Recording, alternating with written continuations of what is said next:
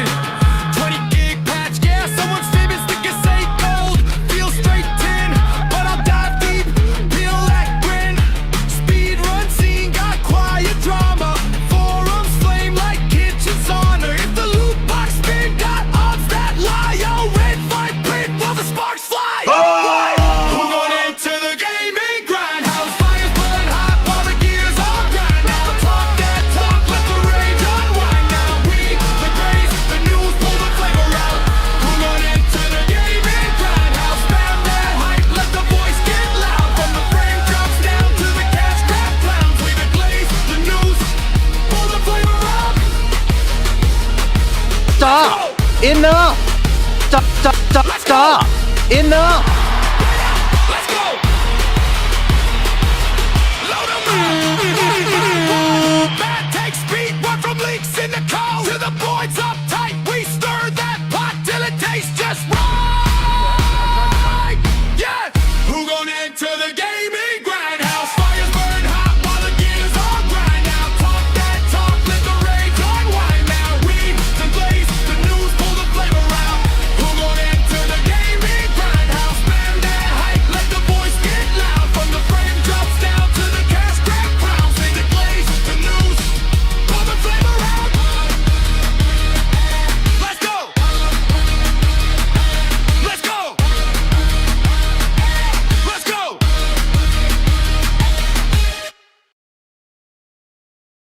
About console is it's your highest value gamer. It's your person who plays the most, they buy the most. But the thing that's also important is that customer is actually your most valuable customer across every device. If we're an Xbox customer, the thing I want you to know is this is about delivering great exclusive games for you that ship on platforms where Game Pass exists. And that's our goal. That's why we're doing this. That's the root of this partnership that we're building, and the creation means when I think about Xbox, I'm going to think about quality games. We have work to do there. We haven't done our best work over the last few years with our first-party output. Yeah, that's always been a hit on the company on that. Whenever I hear some criticism. Yeah, I don't know if I'd say always. Like I think we've gone through times. Not to throw mud on you, but build a great Project Scarlet. I want people to feel like they can have amazing console experiences they've never seen before, and that they've got the best lineup of content and services of any platform out there. And we're totally focused on that. And I know we have other things going with like coming to PC and xCloud, but I'll say that being a leader in console is something that the team is committed to doing. And we're not building this program to try to aim for second place. We were going to build it aiming for first place, and that's what I want to hit. One of the other things. And scene. What's up, grinders? How you doing? The show of shows is live right now. Here we are, Gaming Grindhouse, episode 242. And yes, we have one thing on our minds, and it is the Xbox Showcase reaction. I am sorry I could not do a live reaction yesterday, but we did an incredible community gaming grind, and I want to do another one. Your goal is up there. Glassdoor Gaming has hit one of those slots for the goal. He says, Booty Balls, the new Jobber tag team in gaming. Yep, that is right. Booty Balls. Sweaty Balls. That's who we got.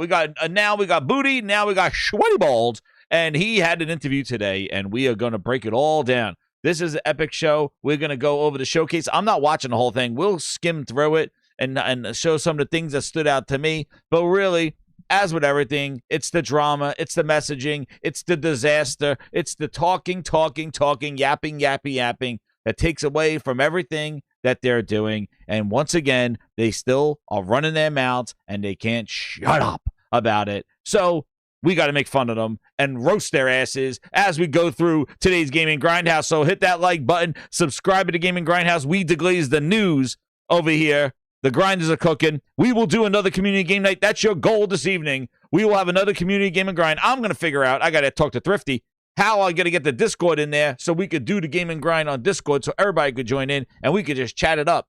I like that community game and grind. It was like a podcast while I was playing games, and everybody in the grinders gets to grind their gears. You guys talk so much and support this channel so much. Why don't you get on the show and you say what's on your mind? So definitely we'll do a community game and grind. That's your goal this evening. It was awesome last night, so please check it out. It was great. Unfortunately, I could not have a family event. I could not do the live show, but you want to know what? The entertainment happened after the show, and that's what we're here for, because once again, they just can't get out of their own way, and they keep digging that hole. Xbox meet rake, Xbox meet shovel, dig right here, because you're going to find ET, and you'll find Xbox right next to it, because that's how you rock. Yes, see fresh, exactly. Captured on the PS5 Pro. Clear as day. No explanation needed. What a happy anniversary for Xbox. And we'll go over that as well. So, we'll go through the showcase quick. We're getting right into it. There's no fluff today. We're no fluffers. No PH Phil fluffers in this thing. Hit that like button. Get them all in here. I want everybody in here, because we're about to talk about the real reactions as to what the hell's going on here. And if you listened last night, you get some insight. I slept on it, and guess what? I feel the same way. So we will talk about it some more today. So, yes, we got Jeff Gerstmann reactions. We have roasting Matt Booty sessions with Paris telling him in his face, exclusives always mattered. Man, oh man, Booty shit in his face. And then we have a new interviewer. Why not? You have a booty. Why not bring in a ball? And we got Unaball, Mr. Sweaty Balls, who did his interview, and he is a robot. Yo, these people talk like robot AIs. I thought this thing was AI. We will go through that interview and the fallout of the show. And you know what? I guess we'll look at the games that they've shown, but my God, this is when they just don't shut up about it, and they just keep talking and messaging and directions and where and how and what we're doing now and all this other stuff, and the games just go in the back. And it's like, yeah, whatever those. And they just glaze them up. It is their MO. It's been what they've been doing. It's so frustrating when they can't just make the games, do the talking, and stop talking strategy and letting us all know who gives a shit.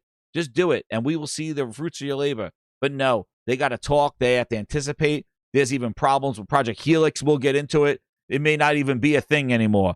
Yet again, open them out too early. Hit that like button. I'm going to start getting these chats here. Shout out to the grinders as they're coming in here. If you're not a grinder, please hit that subscribe button. We are now over 3,212 grinders here. We got 250 members here. 3,800 members. I will tweet out Asha. She's listening, so we could talk to her here. I got an access to her here. And I also talked to Tim Dog. He's getting on here for a deglazing. Hey, it turned out exclusive. But there's some more news behind the scenes. Tim Dog will be ready to share that stuff when we get him in here for his triple glazing. He's deglazing. He is triple glazed. We'll get him deglazed. Here we go, grinders. Let's shout him out. Mr. Carter in the house. He said it's a cult. Yo, it is a cult. It's definitely not Colt Eastwood, but a cult. What's up, Neil in the house? We got Josh Ayers. We got SSJ. We got Don John Sean. Full sweat. Try hard. Talked to him last night. Awesome, man. We have Wild Wolf. Goku plus Ultra. We have Otaku in the house. E-Dog. Space Money in the house. How you doing? Greenberg. Yo, Greenberg now. Somebody better send him something because he running his mouth. Tim Dog saved his house. Pixel Slapper. That's a good name. I like that one. Pixel Slapper. Play Beyond. Yo, I see a lot of grays in here, man. We got to get some VIPs in this house. I'm going to be gifting out some VIPs today. So you keep an eye out there because I want some more VIPs in here. We got to take people to the balcony because you got to check out those shows when I do those behind the scenes of the Gaming Grindhouse. Camera on, showing the cool things we got here and playing some music. But there, we got to get some VIPs in here. So we got Ryan, we got Plus Ultra, we had Nick, we had Hero Down Under, Glassdoor Gamer in the house, Ryan in the house. Who else we got here? Mirko, Zapmondo, for Brizzle. He says I'm on time. Thanks. Who else we got? We got Linky in the house. Yo, Nintendo gonna cook tomorrow. Woo! We got Nintendo. Do you think they're gonna talk? No, they're just gonna show a bunch of games. I'm hoping they got a new Mario game, man, tomorrow. Might stream it. We'll see. It's in the morning. So we'll see. Probably not. Unchained, what's up? Unchained Melody. No, it's Unchained 1990. What's up? How you doing? Grinders are all in here. Nice and cozy. We got Jaguar32X, a member for 43 months. He's been on the balcony. He's been getting served up there, enjoying his time on the balcony of the Gaming Grindhouse. He came down from the balcony to say wonderful words, saying different leadership. Same stupid mixed messaging. Hurting the Xbox brand. Actually, you know what, Jaguar? I like that version of Xbox. Not all capital. I like the X minute lowercase, a capital B, and a lowercase OX. Xbox. Xbox. Anyway, yes. But it's Xbox, ma'am. It's Xbox. Right? You got to make sure you say it the right way. You got to make sure we say it the right way. It's Xbox in the house. Ocarina of Time, maybe. Yeah, maybe, dude. But, yo, I got a show for you. We're going to get through this thing quick. See some of the highlights, see some of the games that they shown. And then we'll go to, I got just a bookmark, wonderful roadmap of hilarity that we'll go through. My bookmarks are flowing, and we will just have a hilarious time here when we go and deglaze everybody, because it is an absolute insanity out there in these streets, man. Tons of vacation photos from everybody there. You think they went out there and played some friggin' games, man. I just see all the vacation photos, like who I met. Dude, oh my goodness. ridiculousness in the house. But yes, let's get right into it. I like that one, Game Legend. Yeah, so let's go there. We got Jay Show, a member for 38 months at the balcony, renewing the VIP. I gotta get my numbers. Where are my numbers? Get the numbers. He says Gears will be on PlayStation by the end of next year. When Satya realizes how much money they lost and it being exclusive didn't move the needle. Yeah, I think, it is. So yeah, that is the biggest news that came out of there. Hold on, let me do my updates here for the numbers here, because I had the screen up and now it's not here. There it is. Let's get those 2 VIPs in here. We got 2 VIPs in the house. I'm just gonna keep this up over here so you guys can see. That's all you can see when I update the numbers. Get the numbers. 2 times. He met his idol just in tennis. So yeah, let's go right into it. Intros are done. Let's get into the nitty-gritty of it. So here's the showcase. All right. So we'll get into this thing right here. We'll lower a little bit. I'm not watching this whole thing, and I'm not watching this countdown either. So here's Gears. Let's watch some Gears. So I watched some of this. Listen. Look, I'm going to let it run quiet in the background. So I'm not a fan of that reload thing, Grinders. I'm not a fan of that reload. I don't like the reload popping up in the middle of the screen. I think that UI is a little messy. It looks a little cheap. Sorry, I think it looks a little cheap. I do not like, especially the shotgun one. Look how long it stays up there. I don't like that. I like it in the upper right-hand corner. I think it should be a cleaner UI. I do not. That was the one thing that I did not like on there. But this whole thing, the whole thing coming down and everything, and Marcus not a gear. It is pretty awesome. I'm getting this definitely, but yeah, I don't like that. I don't like it there. Let's get moving. They just cut the scene there. It's like Ghostbusters. Looks like. I need backup. These things are all over me. More tremors. Any gears out there? Anyone that can hear this? Yeah, I thought it'll really look good. There's the police department.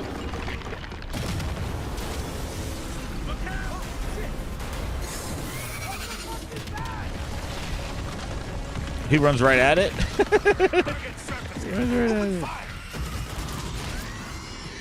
Now, did they say in the beginning what this is captioned on? I don't know. Did they say what this was? I missed it. Oh, yeah, there it is. In-game footage. So it doesn't say what it's captioned on. It just says in-game footage. Okay. So, yeah, and then I saw that they go inside. This is pretty cool here. They skip now to... Oh, yeah, with this part. See what I can do. Yeah, we're going to skip around. You can watch... I'll get back to it. There. So this is the biggest show. This is the biggest game of the show, from them. So, and I think, we just definitely is probably the best thing that they've shown from them. So, and it's Gears. They didn't. I don't think they showed the multiplayer. Yeah, I don't like that there, dude. That's that new low cover, which was pretty damn cool. That new low cover. I like the traversal that they changed. How you can do the slide. I think that slide shotgun though in multiplayer is gonna have to get balanced. Already, I already see people doing a slide shotgun. The jumping over that, the movement is really good. I don't like that UI thing. It keeps bothering me every time it pops up.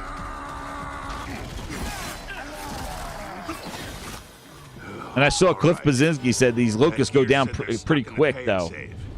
You know, he did say that these locusts go down pretty quick. Like they should be like bigger tanks to take up. So then they go through the TV place here, the pay mod. See, I like that. You climb over that. The movement looks really cool. It's going to be really interesting seeing how they implement that. Yeah, look how quickly those locusts go down. Unless this is easy mode. Yeah, those locusts go down pretty quick. These things been coming in waves?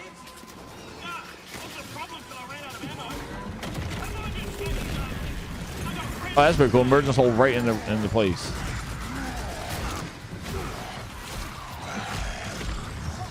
Oh, is it a cutscene?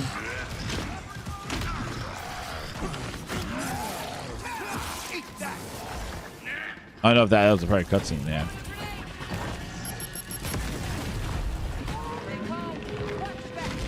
Yeah, the mantling on stuff and the yeah, dude, that is some really cool ways. New movement that they needed. Shoot the glass. Yeah, that's pretty crazy. Him jumping over the fridges and stuff like that. The flank people, that is really cool. That's going to be awesome in multiplayer, I have to say. The verticality of it. Because that is something different that they added. They made it much more limber and, able to do those kind of things there. It's not slow, deliberate movement. But I do like that.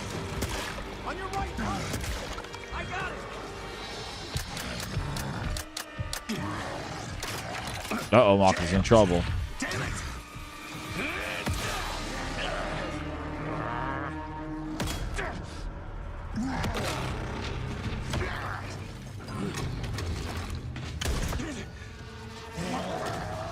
Oh, man.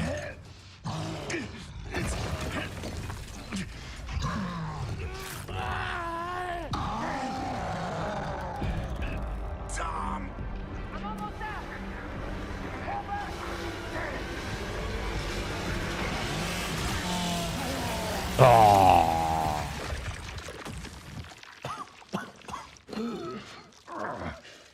They added really cool horror elements to it, too. I like it. Our roads converge again. Hey, I remember him. Marcus Phoenix.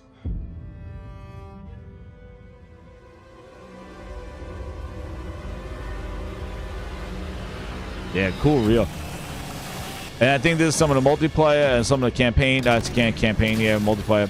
Yeah, they're going to have a horde mode of like 12 people. They're going to have 4v4. They're going back to 4v4. They're not doing the 5v5 anymore.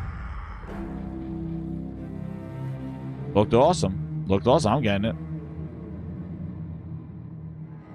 Yep. And now here comes. That's it. Move on. Nope. Here comes all the talking. And this is what it's all about right here. Asha speaks. That we'll talk about this. Hit that like button, grinders. Mirko with the 5. He goes, non-green Kool-Aid drinkers see this coming a mile away. Xbox Series owners are low and use for Game Pass. And PC game piracy, huge sales leaks. Yeah. I know, Mirko. They've done this before. It's not like this is something that they haven't done in a decade and they're going to try it again. Dude, they did this 2 years ago and it was not working. This is the problem right here. That incredible game that you just shown, the quality of that game and the Gears franchise, this is the problem. This lets people know, oh, I don't have to buy it. I could subscribe for $20 a month and play it. I could subscribe for $13 a month and play that game. This immediately devalues that game. This thing right here. This is the problem. And this is the problem that they are avoiding. And they're talking about exclusives. They're talking about, oh, we're going to give you logos. We're going to do this stuff.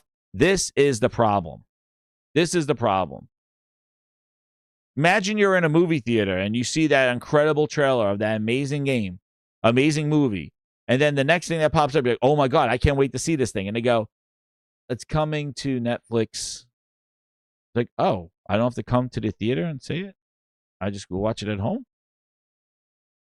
No, when you go see a movie trailer, it's like, oh my God, I got to come back to the theater and see this movie in the theater. Imagine, like, how effective would a movie theater make money? And movies will be like that. At the end of the movie, they go, it's coming to Paramount Plus. And they'll be, oh, really? Oh, okay. I guess I don't have to come here then. How well will that affect the theater? The theater will probably lose money. The theater will be like, oh my God, you just told them that they could go watch it somewhere. Yeah. And that's the thing. You show that incredible Gears, a great presentation, no talking. And at the end, you're like, release it, go buy it. Enjoy. We'll tell you where it is. Go. Nope. There you go. There you go. Day one in Game Pass. That just tells everybody sitting there going, oh, great, I don't have to buy it. Okay, good. And that's the problem. And that's where the money loss is, Asha. There's been proven facts that it cannibalizes sales. You want to roll that dice and make it cannibalize even further and less sales by not putting it on 100 million platform console. Yeah. that core that you're addressing that's crying to you about exclusives, they don't want to buy your games. You're basically digging your own grave, Asha. Oh, we'll give it to you on console and you don't have to buy it. I hope that loyalty is worth it because it's not going to show up and it's saving anybody. So they did it before. Starfield, everything.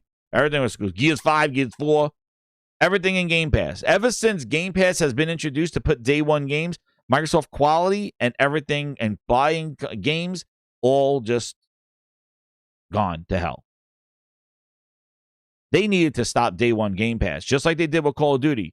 Why is it good for Call of Duty to get pulled out of Game Pass and people will have to buy that, but Gears stays in Game Pass? Why is that? Why can't Gears of that kind of quality come out of there? Well, don't have to buy it.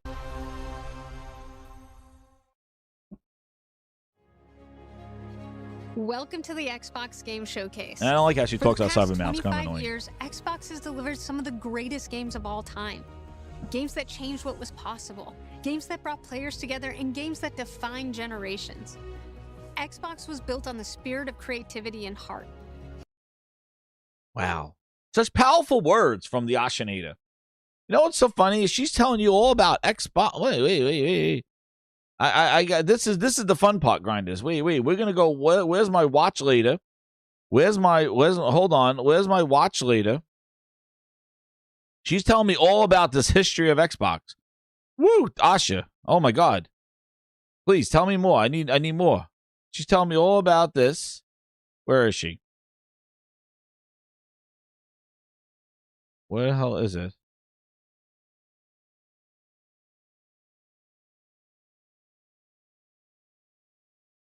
It was right here. Oh, here it is. Find it right here. Listen to how she tells you all about Xbox. Tells you all about, what is that again, Asha? Tell me about the origins of Xbox, because I don't know. Tell me more. Welcome to the Xbox Game Showcase. For the past 25 years, Xbox has delivered some of the greatest games of all time. Games that changed what was possible. Games that brought players together and games that defined generations. Xbox was built on the spirit of creativity and heart. And as we kick off the show with Gears of War E. Wow. You hear those powerful words? Let's hear how Asha knew about Xbox and got appointed to Xbox. Satya has literally said multiple times, Microsoft is a co-pilot company. Microsoft's trying to put... So, look, one of the first commitments I made was future of... I think that... I think it's expensive if we do not innovate. Mm-hmm. And generation around us is raising prices. We have incredible... the world continue to be entertained. Xbox by some metrics. When you walked in on day one and looked at it, what was the most... Like any other consumer... Wait, I want to get how she got picked. To that, and we Where's her thing? From the first generation of Xbox. Let's see. On mobile, that can happen. Play. First few weeks on the job, you kill Copilot. Do you have more breathing room when it comes to the... You think about it. Have gone up rather than down. Wait, it was over a second interview. Your album in history, you delayed Fable. Man, this lady was cooking her. Who keeps you up at night? Where the hell is that part? In the world and the technology. No, man, I can't find it. We want World of Warcraft, and we wouldn't want a team that for 20 years has been able to make sure it's solving a problem if we put it out there for gaming. Where is when she got the job? I gotta ask AI. Game Pass prices have gone up. Universe, who wouldn't want one of the top extract software kind of revenues out of a gaming business, which may not be possible. Do you have more breathing room when it comes to the financials? Yeah. So my mandate is not 30% accountability margin. It's not Let's see this one. Taking on a new role. Here it is. How would you describe the first 100 days? First-time CEO and having hundreds of millions of people having an opinion about you without ever talking to you. Mm-hmm. And so I think it's been wild. I think it's been wonderful. I think it's been weird. Weird. Everything in between. We're a passionate fan base. You're not a gamer. Here we go. Instacart, Meta, Microsoft AI. Tell me about that call from Satya. How there we go. Was were you? Yeah, I would say no one was probably as surprised as I was when I got that call. You know, I didn't know he had the right person on the line, but... Did you try to talk him out of it? I tried to understand it. Look, like, it's one of those things when we're all every day working on an AI, it's hard to see past it, right? We started with a model launching every 6 months, and now it was launching every 6 weeks and every 6 hours in some cases. And so it took a moment to just pick my head up and say, what is this all about? And then you see, oh gosh, over 1 billion people play on Xbox every single year. 70% of Americans spend at least 1 hour every single week gaming. Shocking. And all of my career, I've picked the things that I worked on because I deeply cared about the thing that I was going to go solve with technology, whether it was helping to make sure that every single retailer would have a chance to fight against Amazon with Instacart, or you know, private communication and preserving that and protecting that all around the world with messaging, or helping people take care of their homes. And so in this case, I think that gaming is culture. It is entertainment in many ways. If you think about some of the top shows in the world right now, they are games that turned into TV series or movies. And Fallout, number one. So she didn't even know anything about how many people play games and all that other stuff. But here she is telling me about Xbox's legacy. Followed by our Gears Direct. There she is. So you heard how she got the job. Did you pick the right person? I don't know. I tried to tell him. I didn't. Welcome to the Xbox Game Showcase. Tell me about Xbox. For the past 25 years, Xbox has delivered some of the greatest games of all time. Games that changed what was possible. Games that brought players together, and games that defined generations. Xbox was built on the spirit of creativity and heart. And as we kick off the show with Gears of War E-Day, it's only fitting that as we return to Xbox, we return to Gears. So today, we're announcing that Gears of War E-Day will be an Xbox console exclusive. And there you go. The core of Xbox is great games, and that's what today is all about. We're going to show you more than 25 titles from creators around the world, followed by our Gears Direct. Enjoy the show. And they checked out after that. That was it. They checked out. They checked out.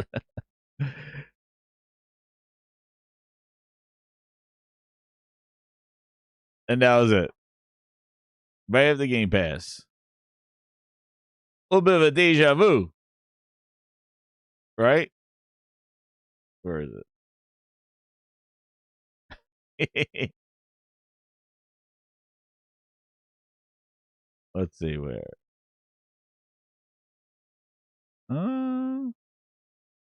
Where is it? Oh, there it is. Is this one? No. It was to the 2 years. That's 5. Let's see more of what they shown.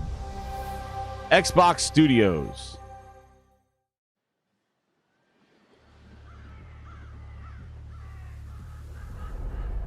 Now wait, is this Xbox Studios? I remember the moment my powers came in. Well, I was being crushed to death with seawater and mud. And wait a second. What is this? In this? Whilst holding onto my sister's hand. See, I skipped through this stuff. What is this? It's Fable. Oh, it's Fable. Her fingers gripped so tightly in mine that her nails drew blood. I thought this was Plague Tale. Until I lost her grip. But she stayed away.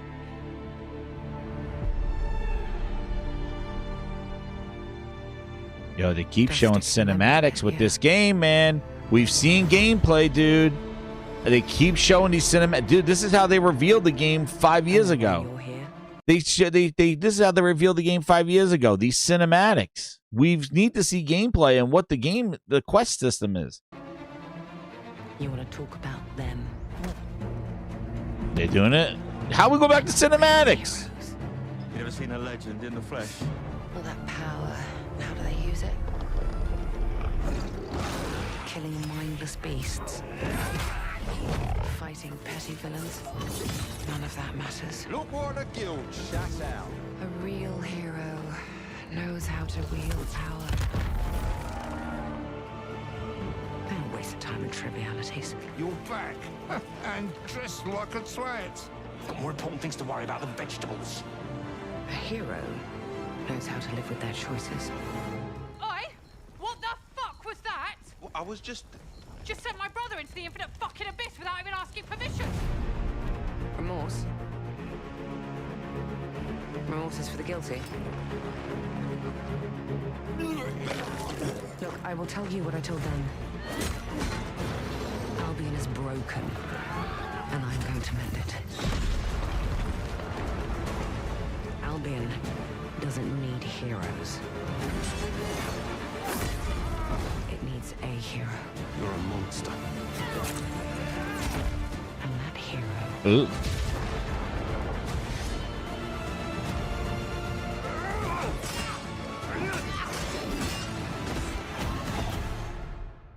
is me.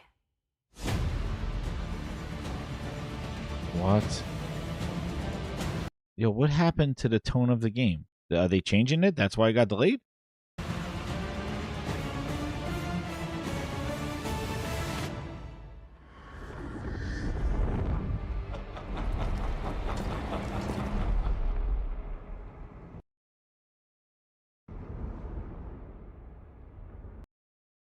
Huh? Huh? I'm confused. Like, so is it it's a dock game? It's a dock wizardry game now, or like the other one was like, you walk around and people go, hello, hello, hello, hello, and now it's all cutscenes and all like horror element, like dock wizardry and shit. What? All right, I guess I don't know what's going on here. The problem they have is that you like your cat like. There's the character that you control, like it's still, I don't know, are these all the side characters? Like, what are you doing? These are all they went back to cutscenes again. He said that they were going to show a lot more of Fable. It looks good, but it's all cinematics. It's all cutscenes with some people walking and doing a little bit of combat. Like, we're beyond that right now. This is probably what you should have shown last year. This is not, like, why are you showing this now? Like, we should have saw like a straight up gameplay, and that's it. This is the next big game that's coming out. This is the next big game in February. That's it. So are we gonna get another dev direct in January, or we're gonna get a whole full playthrough? Like, when are you gonna show the game? This is the problem that Microsoft has. When are you going to show it? Like, that, is that it, or is there more? Is there a whole gameplay after this? I don't want to. There you go. Dave, I don't have to buy it. Don't have to buy it. That's it. So that's all they showed of Gamepad. That's all they showed of Fable. That's it. An epic open world RPG. They showed another cutscene with another dialogue cinematic.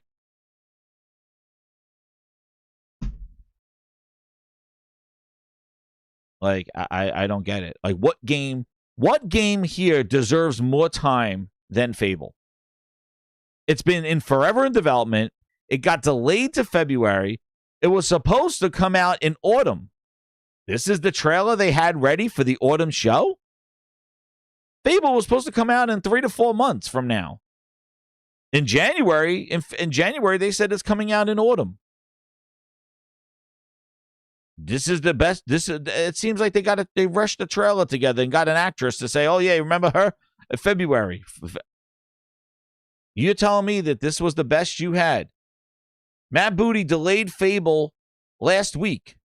He said we're giving it more time, but you're gonna see more of the shows. They delayed Fable last week. This is the trailer they had ready. If the Fable was supposed to come out in autumn of this year, this was the trailer. So now we wonder why in January we saw a bunch of devs walking around drinking coffee and just showing a dude walking around or a dudette walking around. They got people just walking around in grass and people going, hello, hello, hello. And then that was it.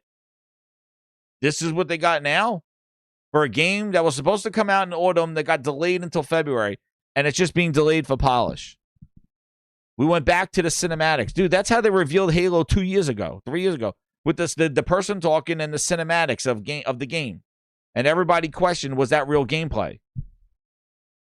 I think there's some little gameplay in there, but they're hiding it. They're hiding it. They're hiding it again. Show us the game. I think Fable should have had more time than that during this show. Like, I really think that was pathetic for a game that was supposed to come out in a few months. Ridiculous. Glasgow Gamer with the 2. Asha asked Balls if he thinks Xbox is fixable. He said, them sweaty balls. That's what he said. They're sweaty balls. Glasgow Gamer with the 2. He goes, forgot to add, she asked him after hiring him. Oh, man. Yo, that dude, man. Yo, that interview was pretty hilarious. All right, I said I'm not going to go through this whole show, but let's watch some more. But, man, them opening up with Starfield exclusive, it's Asha going, Gears is exclusive. Like, we've done this before. Console exclusive. So then there was confusion online. We'll get into the online stuff. Hit that like button, grinders, as you're getting on in here. Over 175 people in here. Let me tell you something. The thing is that they opened up with this console exclusive, but they're not.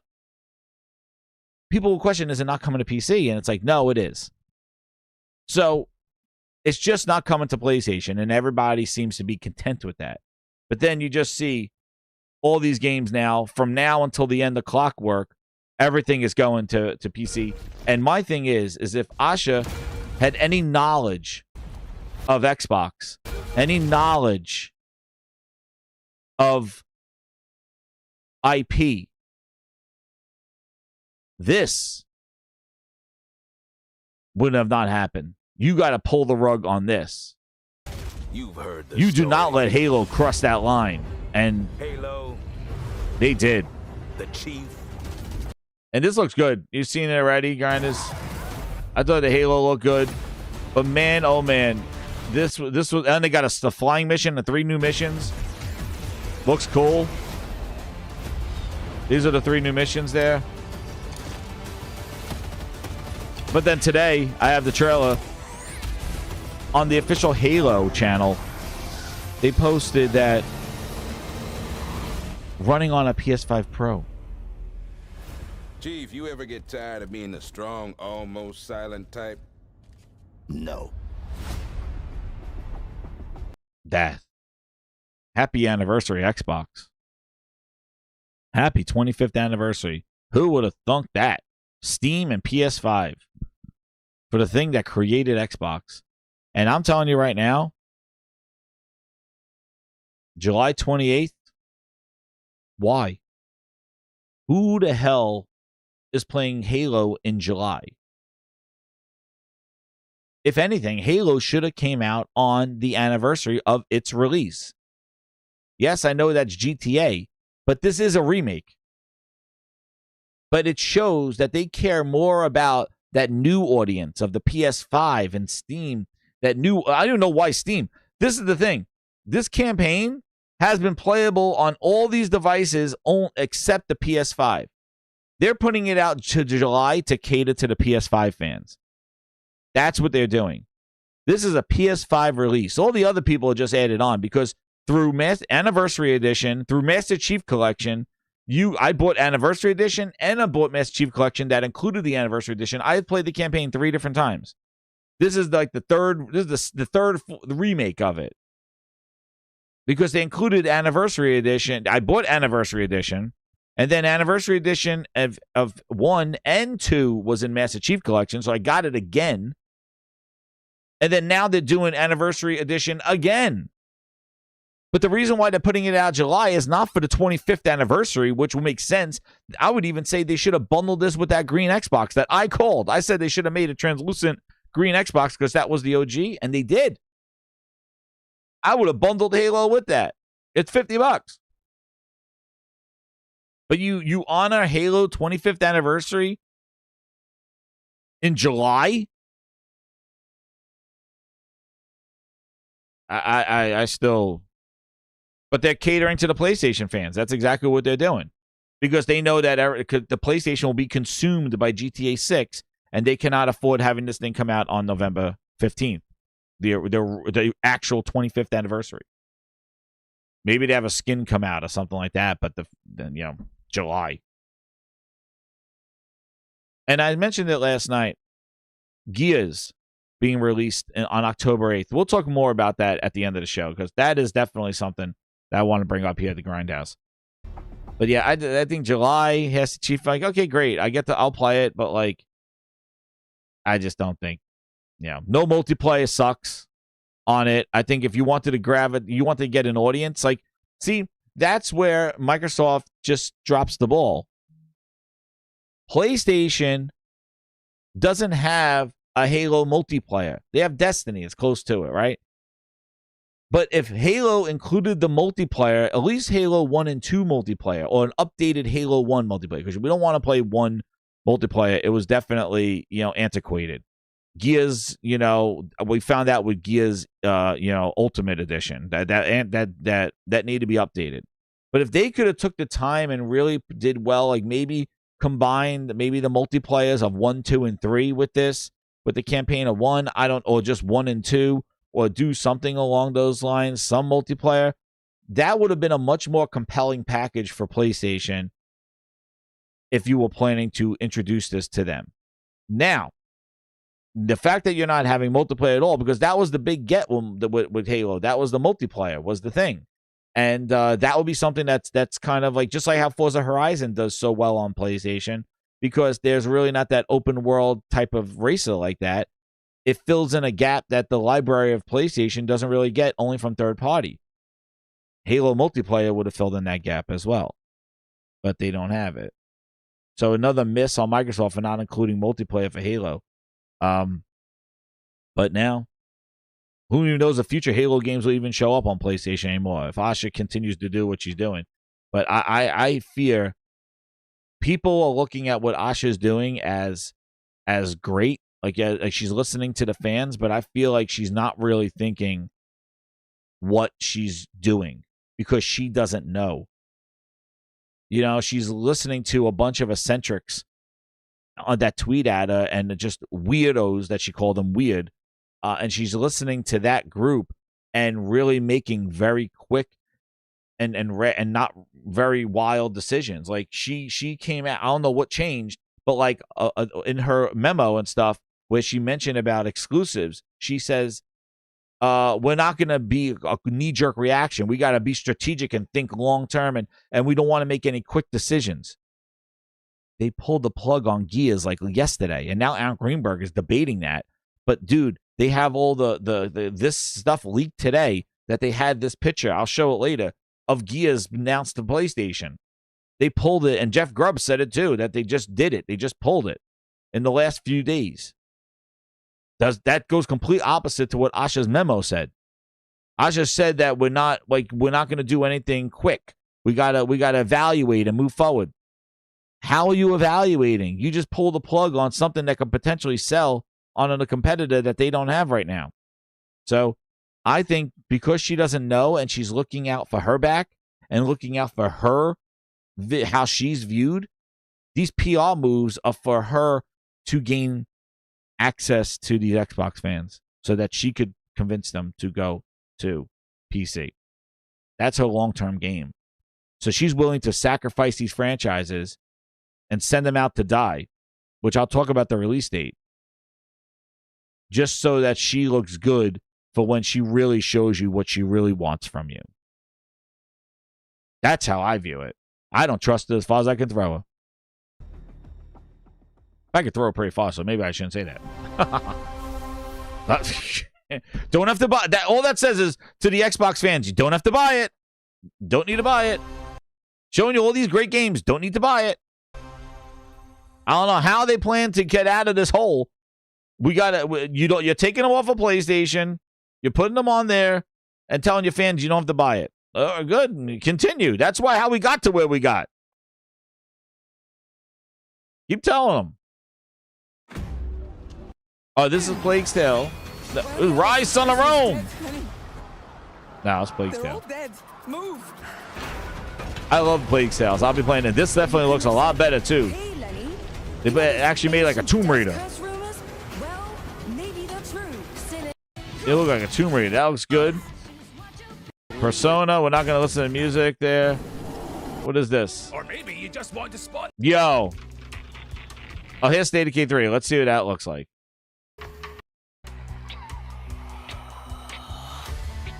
A weapon. A virus. Something worse. We finally see gameplay of this and, like, you know, how, what we doing here? Started in quiet towns. Empty roads. Places the world forgot. It's a choice, Afreen, right? Exactly, Bronx. You can learn that Twitter's not a real place. Even if that's her on Twitter. Who even knows?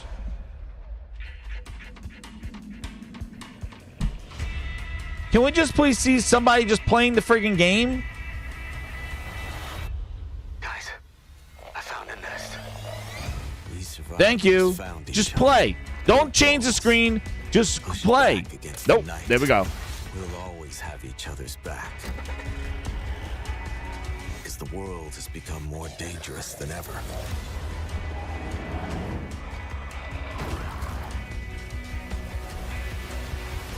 The dead aren't just wandering anymore. They hunt.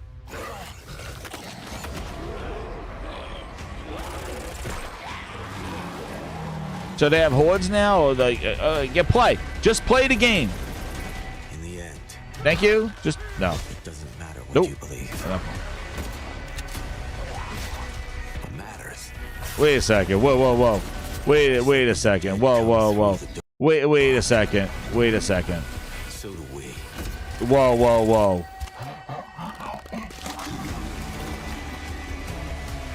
Whoa, whoa. Wait a second.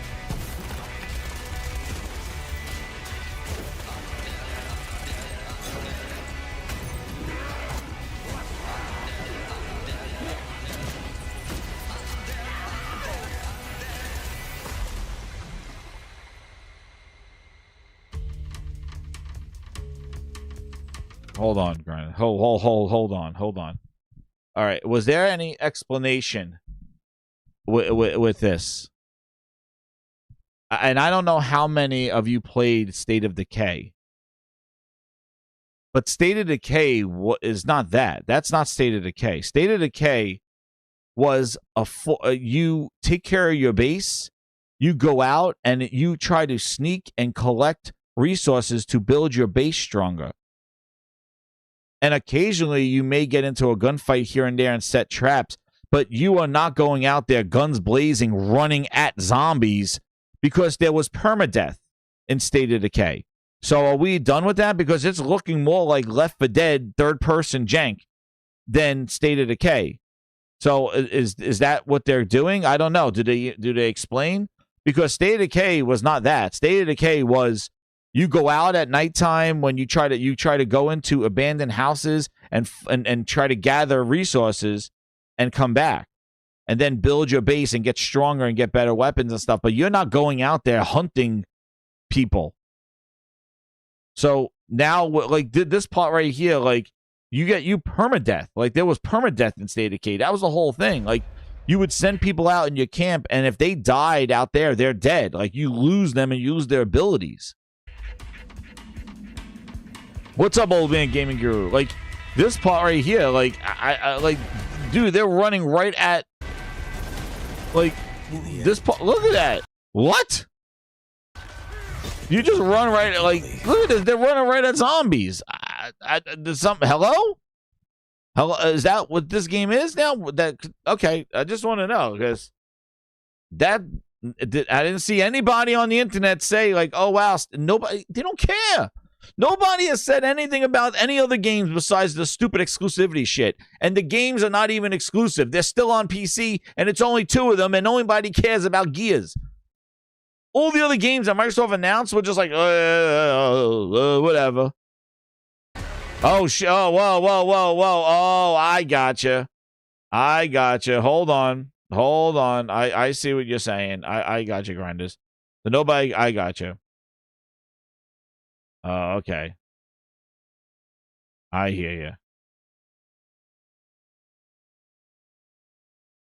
I know. Game over. Game over. All right, I gotcha. All right. You don't play this game. They said, they don't play this game.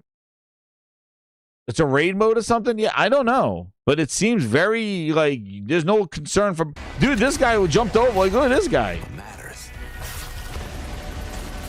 When I saw this, I'm like, this is not State of Decay. Looks like World War Z, right? Yeah, like... Watch this guy. Wait, watch this part. Wait, not this guy. Yo, watch this guy go jumping like across. What the hell is this? What the hell is the wait? What is this person doing? This is this permit. Look, this person from the left. Grind's Foundry. What the hell? What the hell is this?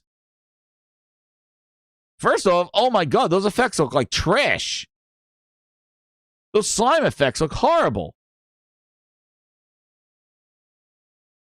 It still looks like an indie game. What the hell is this person doing? Dude, there's permadeath. Why are you jumping into the toxic?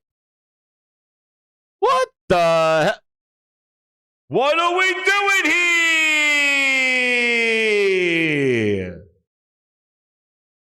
The hell is going on here? Why is she jump? It's got to be some mode. Oh my god, those effects look horrible. Dude, those fire and explosion effect. The fire effect looks... Alright, that decent there. But that other shit looked horrible. Oh, see, this looks like some sort of game mode. See, like again, why are they showing State of Decay like this, dude? State of Decay was going out and exploring and rummaging and collecting stuff and collecting stuff to build your camp. You go out and it's tense. Like you don't want to engage with enemies. You hear noise. You want to just forage around, get what you got to get, and get back to your base and sleep. Like it was almost like a camp simulator. I don't know what this is. This is a. Did they say this is a new mode? Let me at the end. It says it's a new mode.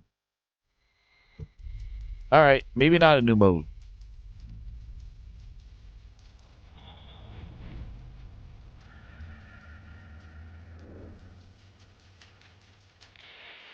And there you go. Coming 2027, PS5.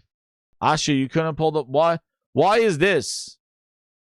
Is this live service, I guess? Because Matt Booty said live service? I know. Coming to PS5. Very strange. That gets announced for PS5. And then here they go. Sea of Thieves updates. Mother of God. I cannot stand Sea of Thieves updates we are talking about almost a decade. This game is at every friggin' show. It's a housefly that does not die. Sea of Thieves, Rare, please, somebody at Microsoft, get Rare out of that place. Make the honey or do something, but you gotta be kidding me. They're still making updates to this piece of shit. Where the sharpest shit are. Oh my god! Or maybe a skeleton sniper hunt? Rare! This is what Rare? A decade of updates? A decade? Create a cinematic masterpiece. Now they say you make the games. Oh shit! Oh shit! You make the games. Or maybe just show the world. Oh god, no! A decade of updates. Even just create a place to hang. Oh, get the fuck out of here, you goddamn poor Rare. Oh my god. Sea of Thieves updates. Oh, here's Metro. Does it come? What is that? Oh shit, it's coming out when? Metro coming out. Oh, Fable needed room. Fable needed room. Oh shit, Metro coming out with Fable. Needed a room. Oh shit. Yeah, we're skipping this thing. Whatever the hell that is. Is that coming to Game Pass? Yep. Yep, coming to Game Pass. Whatever that is. I could throw that from a mile away. Who are these guys? Oh, this is Wukong. Oh, this thing. Yeah, we're skipping that one. Whatever this is. What is that game? Who's this? Join us in Game Pass. Who's this trailer? Just coming up. Well, I don't know what the hell that is. What is this? The Senua? Finally. Senua. This is Hellblade 2 Combat Evolved. That's what this is. This is Hellblade 2 Combat Evolved. This is Hellblade the rest of the game edition. Hellblade the rest of the game edition. My goodness. My goodness. You ruined Hellblade 2. You destroyed that stupid friggin' cinematic autoplay thing that I had to autoplay, and now you said, oops. Hellblade the Lost Gameplay Edition. That's Senua the Lost Gameplay. That's what this is. And it's coming out to PS5 as an apology. This is the I'm Sorry Edition. That's what this is. This is Hellblade I'm Sorry Edition, the Lost Gameplay. That's what this is. This is Senua the Lost Gameplay coming to everything and coming to PlayStation as a we're sorry. That's what this is. Moonchi says he's crying. This is Hellblade the rest of the game edition. That's what this is. The combat evolved. They finally said, oh, she has to fight like the first game. Dude, I read the description to this. The guy's like, yeah, this is like if Hellblade 1 and Hellblade 2 had a baby. I'm like, no. You mean Hellblade 1 with better graphics. That's what this is. You gotta be kidding me. Goddamn Senua I'm Sorry edition. The Lost Levels. Combat Evolved. Keep going. What else can we say? Senua we're sorry edition. We heard you edition. And they have to say sorry to PlayStation for putting that trash Hellblade 2 on PlayStation as well and releasing it and giving them the 60 frames of trash before the 30 frames that I had to play. No, I didn't play it on console. I played it on PC. Listen, Grinders, let me tell you something. This game is very special. Hellblade 2 was very special here at the Gaming Grindhouse. Know why? It holds the Gaming Grindhouse world record for the most yawns during a live stream. With an amazing 27 full-ass yawns while playing the game and beating it. That has never been topped at all. 27 yawns deep. That's how special Hellblade 2 is. That stream, we had a counter up there, and I yawned 27 times during that game. The only time that I didn't yawn consecutively was when I discovered that there was an autoplay mode where you could have auto fight, and I almost fell out of my freaking gaming chair. They almost had to call an ambulance to pick me up when I saw that you could auto fight something where all you had to do is press a button to fight, and they said, guys, if that's too much for you, you could auto fight. You could just put it on and watch Senua fight the boss or fight the enemies. I was like, are you kidding me? That broke the yawnometer. That's right. That broke my yawn, but then I came right back to it. 27 yawns. 27 yawns of Hellblade 2. This is the Lost Levels, the hidden gameplay, the We're Sorry edition. Senua, Combat Evolved. Combat is back. Dude, Leech, there was auto fight. It was like, yo, if one button is too much for you, just let it play on its own. The story sucked. The first game was light years ahead of the second game, and they spent 6 years to make that game. This one's coming out, 2-3 years later? Yeah, this was the game. After Hellblade 2 came out, they said, yo, fix this shit. Put the combat back in the game. Nobody wants your autoplay bullshit. I did finish the game, and the game story was ass. Horrible, horrible, horrible. Even the audio, they did such a horrible job on Hellblade 2. What a disaster. What a friggin' disaster. Trash finger Matt Booty destroying these games. So this looks like what we should have got with Hellblade 2. So this is Senua, We're Sorry, Combat Evolved. The voices screamed over the dialogue. The low voice, like, he's yelling. The other people whispering. They were annoying as hell. Like, they didn't even do anything. All they were trying to do is keep you awake. Like, they were, and then they were telling you, yo, and another thing, Grinders, if you missed the stream of Hellblade 2, they put subliminal messaging in there. They were going like, Game Pass is only $1. Subscribe for Game Pass. Get Game Pass. Game Pass. This game is great in Game Pass. Fun with friends. Game Pass. Buy for $1. Fun with friends. Get it for Game Pass. I told you this, man. Game Pass. There's no sponsors. Buy Game Pass. Yo, they were whispering to me, man. They got subliminal messaging in that shit. I don't know if they're gonna put it in this one, but man, they might have some Asha AI whispering in you. Guys, I'll tell you, we should pre-order Helix. Helix is the best thing in gaming. How do you like those exclusives? Oh, I'll tell you about them. I'll tell you about this anyway. I'll tell you about the exclusives. The exclusive's gonna be back.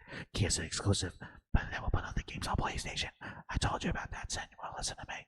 Listen to me about the other games on PlayStation. Matt Booty's the best. Matt Booty's the best. We got a guy named Balls. Balls knows what's going on. He's sweaty balls, but he knows what's going on. We know. Wait, Samuel plays with. That's it. Yo, the new game's gonna be hyping up Asha. Asha gonna put some AI shit in that thing. Dude, it was wild. Well, there you go. I'm happy that they brought Hellblade Combat back to the game. Hellblade 2, We're Sorry package. What else is coming? What is this? Bethesda, Fallout updates. Holy shit. Yo, Doom DLC coming to PS5. Yo, July 7th. Yeah. Let me ask you this, Grind, something. Did you know about DLC coming to Doom, or is this like a new? July 7th, brand new? All right, good job. 4th of July weekend DLC. Send it out to die. Why not? Who's the in-game footage? Crazy Taxi's coming back. And then here's the console that I called right here. I don't want to hear any music. All right, the console I called, Age of Empires, skip. What's this? Minecraft Dungeons 2? That's going everywhere too, right? I'm assuming. Yep. Oh, even Switch and Switch 1. Asha supporting Switch 1. Incredible. Good job. That Doom was. I did not like that Doom. That new Doom sucked ass. I did not like it at all. No. Doom Eternal was so much better than Doom Dark Ages. Doom Dark Ages was not good. I didn't even buy it, and I don't like it. It came with it came with my Nvidia 50 card. I played a game. I still pissed off that they removed the executions in it, and it was hard. The executions are gone. That was the glory kills from and the whole jumping around. They made it. I did not like it. I did not like the shield.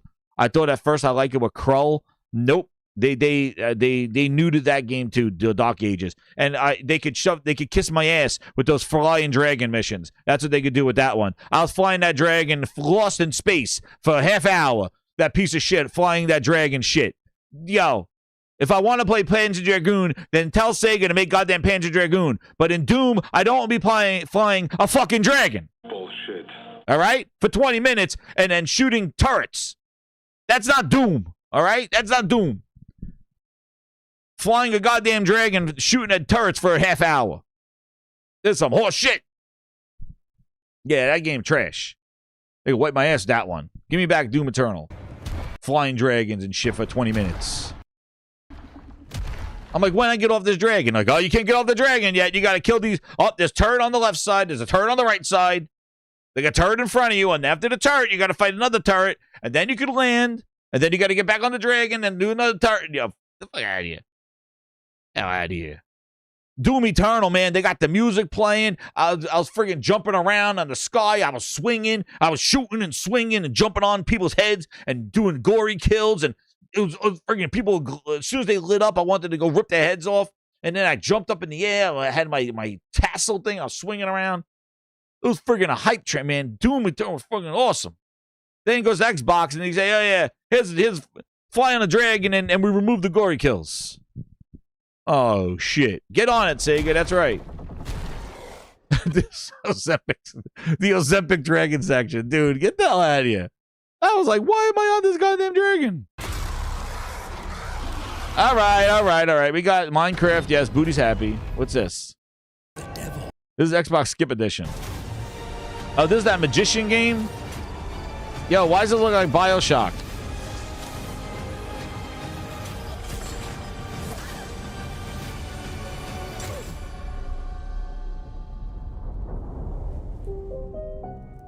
A deal's a deal, Jacob. I'll see you soon.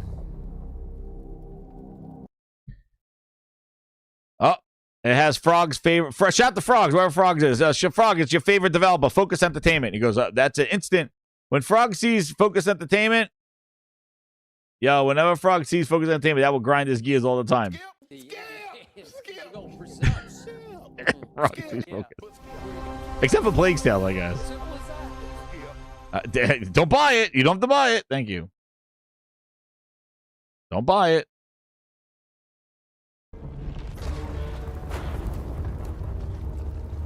I'm a little ticked off because I thought last year they broke away from showing just Game Pass games.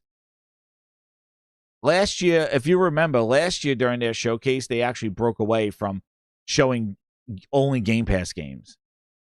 And it was a breath of fresh air because it wasn't these type of double A's, sub triple A's, like these kind of Focus Entertainment type things where it was all these, like, they couldn't show like the big games like Judas or something like that, like a big game.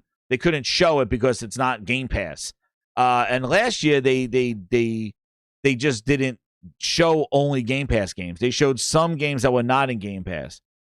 This year they went right back to showing all the Game Pass shit, which sucks because it only feeds into a certain developer section. Some repeat ones like the Wukong 2, like some people that already were in there already. Focus Entertainment, like it doesn't let them show like, you know, maybe the next Judas, like, you know, the what's his name's game or anything else. Like it doesn't allow them to show anybody else's big games that Jeff Keighley got, like Resident Evil or something along those lines. They can't show it because they're not focusing on game. They're focusing on Game Pass. No, Josh, I think they stopped. They were pulling away from just showing Game Pass games, and it was a better show for that because it actually showed some third-party games coming to Xbox, just not in Game Pass. And the problem that developers have been having was that if Microsoft continues to just promote Game Pass, that it doesn't allow developers to really have success on their platform. You know, Asha's not going to welcome in new developers to advertise and market with the Xbox if all they show in their showcase is day one Game Pass. The developer will be like, I don't want to go in Game Pass. Josh, how do they hide the logo better? They did this shit in between. I'll see you soon. Josh, they did this. No, they got Game Pass down here, right? This year, look at this. In between every game, this. I understand that's great for subscribers, but that is not going to get people in the door. Developers are like, well, if I'm not in Game Pass, I guess I'm not good for their show.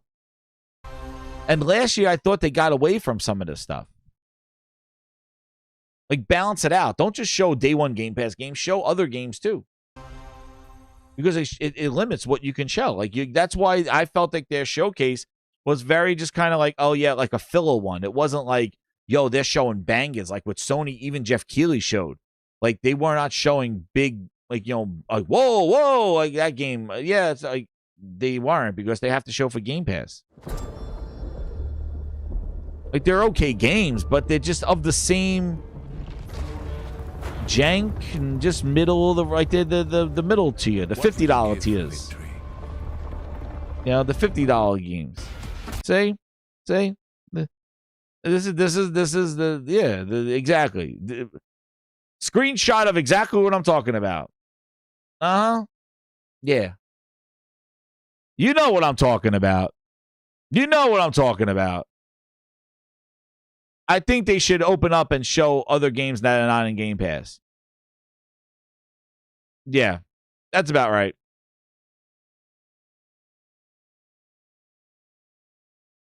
Not to say they're bad games, but it has that stiffness, a little bit of the stiff. Hit that old button. Pause. Hit that 200. Hit that like button. Be a VIP as well. Who's this game? The name was there. Oh, what is this? Doctor Strange, the game? Could you sacrifice everything? Yeah, we're skipping this thing. Is this a Bethesda game? Valor Mortis. Napoleon.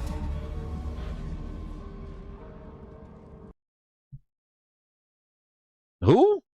Lyrical Games, one more level. See what I'm talking about? Not to say that these games are bad, but I'm saying when you are strictly only showing Game Pass games, you got to take it down a notch, because the big games that people will go, oh my God, Xbox is playing that. It does not allow them to show and they're getting them. Like, you know, that Resident Evil and other big games, third-party games, they're getting them. Like all those games that Capcom was cooking, you know, they can't show it because it's not in Game Pass.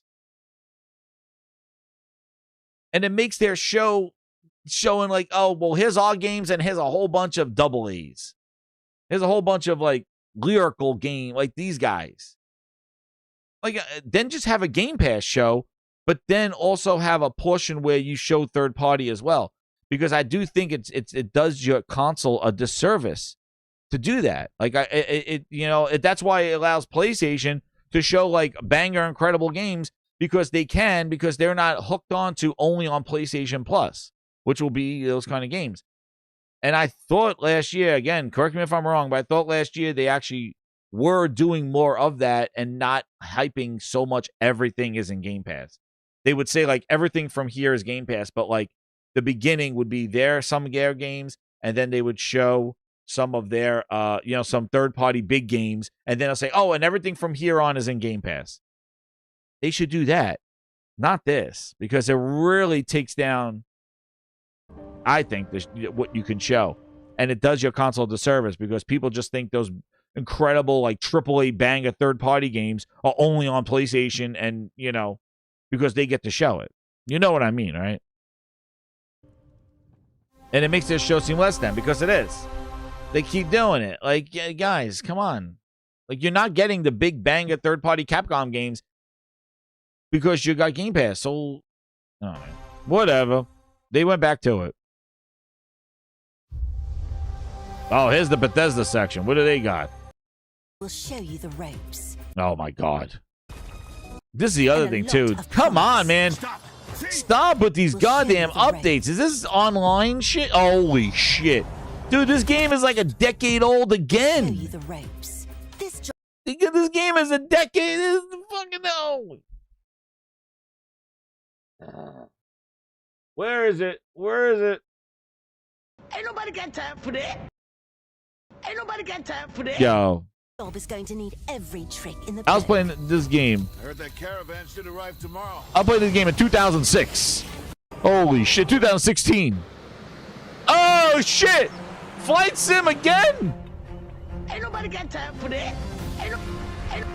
Ain't nobody got time for that. How many more fucking planes do we got in this world? Holy shit! Ain't nobody got time for that. Oh. Oh, man, got air balloons. Oh, get the hell out of here with this shit. Oh, my. Listen. If Microsoft had a game show every quarter, this would not bother me.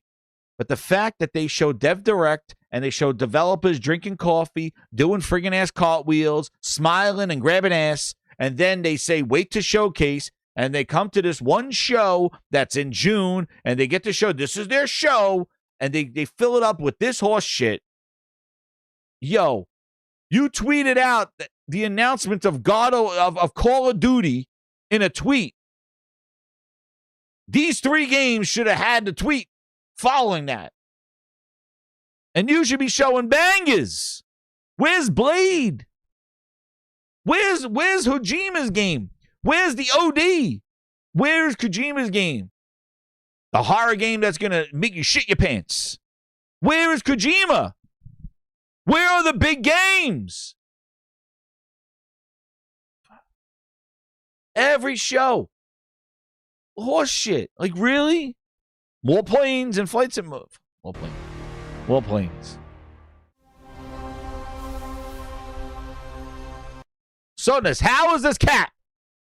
You telling me that you're dropping your pants for this shit? You rubbing your balls on the screen for more planes? Tell me, Sodas. Are those nuts rubbing on the screen right now because I'm showing planes and flight simulator? Are you rubbing those nuts on the screen? You get excited for here? Wait a second. Hold on. I'll get you excited. There you go. You want this get you excited right here? This guy. Look at this. This guy. There you go. Rub your nuts. I'll give you some time to rub your nuts on the screen because this must excite you. Cap my asshole. Go ahead. I'll give you some time. Rub your nuts. Tell me when you're done. Tell me when you're done. I'll put it in slow motion for you. Get you some excitement here. Here you go, Sodas. There you go. Get those nuts nice and wet on the screen. Go ahead. Rub those fucking balls on them. There you go. Look at this. Look at this. 10-year-old game getting updates. Cap my asshole. There you go. There it is. You done? Just let me know when you're done. I'll move on. We're not moving on until you tell me you're finished. Rub those nuts on the screen and then we move on. There you go. Well, here you go. Look at this. Are you done? We're waiting. Sodas. We're waiting. I will not move on until you say you're finished rubbing your nuts on the screen. I'm going slow motion for you. Are you finished? Look at this. Look at these animations. You ready for this? These 10-year-old games getting fucking updates. Are you done? Sodas, where the fuck are you? You were commenting before. Where are you? Get back to the computer, put your pants back on, and tell me you're done so we can move on with the show. Please. You finished? Jesus. You need some of those fucking hymn pills or whatever you're talking about. You done rubbing? We done rubbing? Can we move on from this shit? He's done. There you go. Thank you, Sodas. We're done. He says he's finished with his nuts. Thank you, Sodas. All right, we can move on now. Took you a while, man. Hope you had a good time. Go smoke a cigarette. You are no more than an irritating thing. Good. He's happy now. Thank you. Thank you. Took you a while, dude. Craig Harris said, don't squeeze the shawarma. There we go. Now we can move on with the show. Yeah, what the Holy shit, I'm skipping this shit. It wastes my time. Thank God I can skip through this thing. Yo, why is everybody not cheering about this Xbox exclusive? Why nobody cheering about this? This is not coming to PlayStation. This is the reason to celebrate.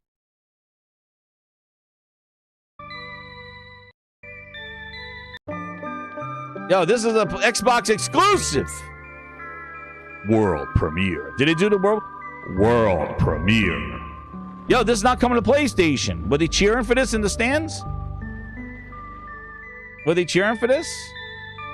Not on play. Console exclusive. Where's the console exclusive? Where's Asha's face? Where's Asha? This is a console exclusive. Josh says he wants to play this game. It's console exclusive. All right. I'll do it since they didn't do it. Console exclusive.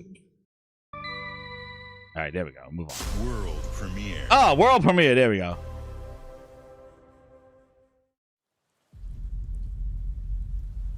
Is this Persona? What is that? Persona 6. Oh, they didn't show it? All right. What is this game? Oh, yeah, Spyro. Let's see what it looks like.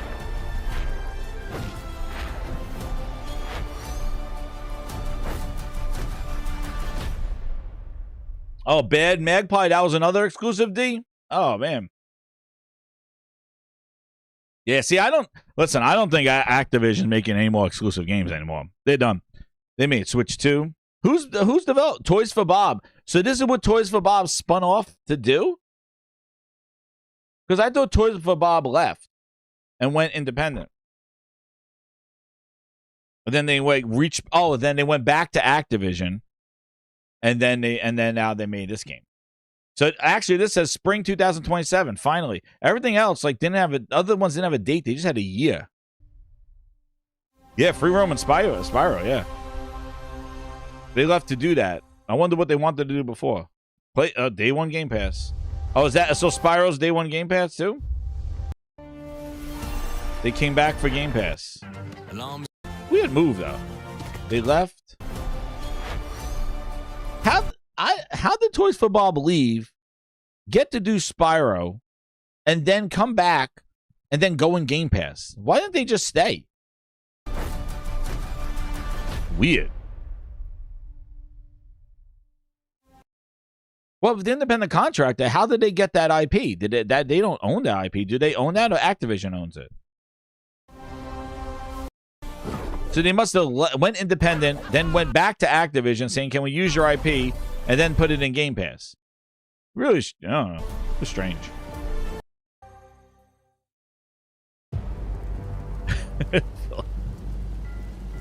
Oh, here's Clockwork. Let's see what this looks like. My kind of night. This game looked good, I thought. Let's see how it looks now. Bullets are flying. Yeah, ABK owned it, so they contracted them. My fingers slip. They said we can't work under these conditions. They said. Hooligans, come to order. Piss off. Let me introduce you to some of my esteemed colleagues. They need. I'm sorry. They need a better way of showing their games, I man. prefer to make it up as I go. Like, they need a better way of showing their games. They have this. They have the same template when they show their games. They show all these cinematics, but then they sprinkle in some gameplay here and there. They don't just like play the game. You know, we just came off the showcase, and you saw how Sony opened and ended their show with full ass gameplay of a game that was not even coming out this year with the God of War. They didn't even. They just did a full game. Same thing with Wolverine. Wolverine's coming out in a few months. It was coming out the same time Fable was expected to come out. They showed a full thing of Wolverine. Just play. Just like what you're gonna do, a full mission. This Xbox showcase, they have done nothing of that. A little bit of Gears. Gears was great. They should do more of that with their other games. But then, you know, Oh, you'll have better odds getting through without me. this game should be ready. I'm surprised this game got pushed out 2027. Last year they said in due time. To the Sandman. Like last year they showed this, and they showed gameplay last year, and then basically, oh, those fire effects look rough. Give me a year, let me fix it. Look at the bloody airships. We're not here. Yeah, it's very antiquated, Josh. You're right. Like the vertical slices. Yeah, some of the facial animations don't look too good. We've been preparing to rob Griswick's vault. I don't know if it's the design or if it's the voice animation. Morgan, get to that crane to lower the ship. Greetings. What did it I look am like the Miracle before? Hold on. Industries auto-loading crane. If you have the authority, I am at your service. What happens if I fired a few holes in you? The lift is now unlocked. Ah, defeat. How sad. You were all doing so well. Do you expect us to go quietly? Well, I certainly don't expect any trouble from some of Avalon's most disposable citizens. Oh my god. Yo, did anybody do this? Hello, frightened human. I can get you out of this. Oh my, yo. Did anybody do this? Did anybody compare this to last year? You've just jumped. Did you see anybody compare this to last year's reveal? Last year's show? This day is ripe for changing the course of history. Holy crap. Granting easy choices, but I just found a way to control the past. Change who's in control. Make things unfair in our favor.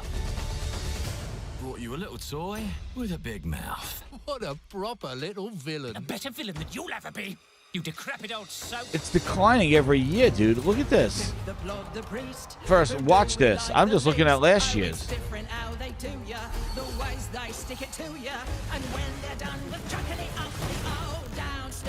funny is, I like the music. Nothing's ever given to folk like us, especially not the future. But this time, we've a chance to steal it. What more could an honest thief ask for?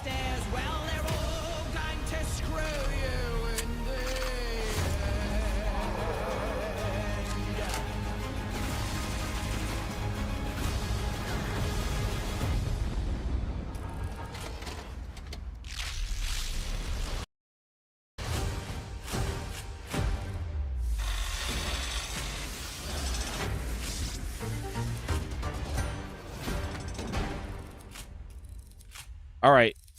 So yeah. Okay. And in Game Pass, right? So you saw this. Wow. All right. So look at this, right? So the game, like the characters, dude. Like the characters. Getting through without me. This guy with the mustache. They showed him last year.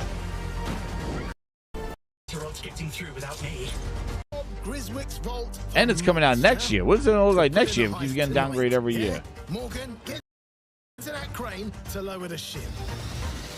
Greetings. I am the Miracle Industries auto-loading crane. If you have the authority, I am at your service. What happened? So this was like last year. Now here's the game of it. This is last year at the showcase. Dude, look at the lighting.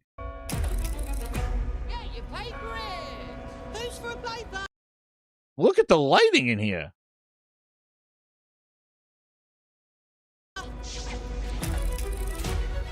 This is last year.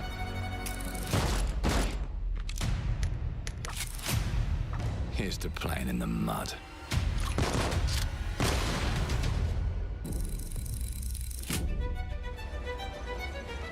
Life here ain't for the soft-hearted. You will be paying me back. Look at the face. Yo, look at the guy. That's the same guy that he's talking to, isn't it?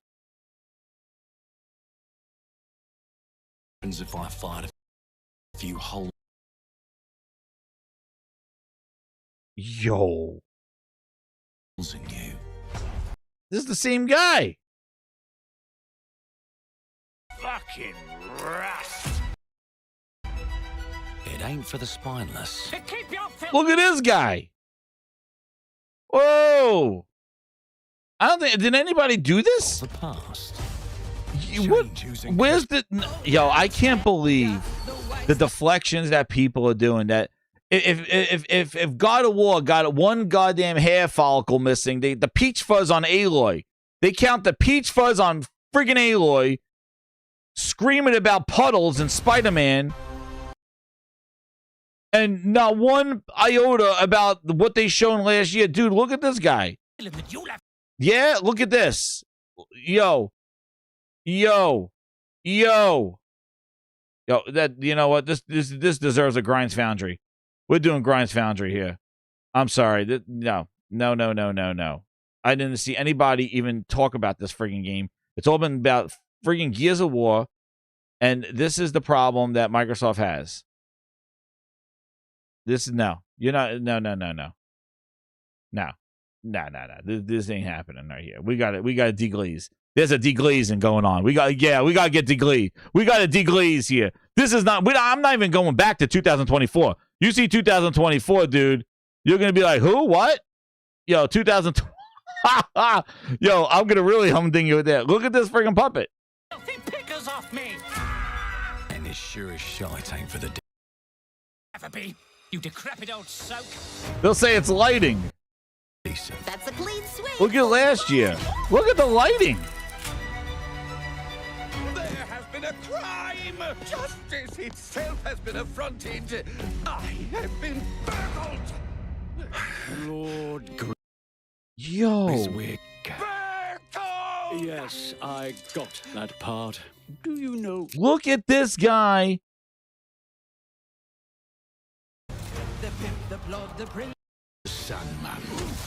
It looks like they deglazed the whole thing. Dude, there's like no shiny shit at all. All the texture and lighting are gone. It looks flat as can be.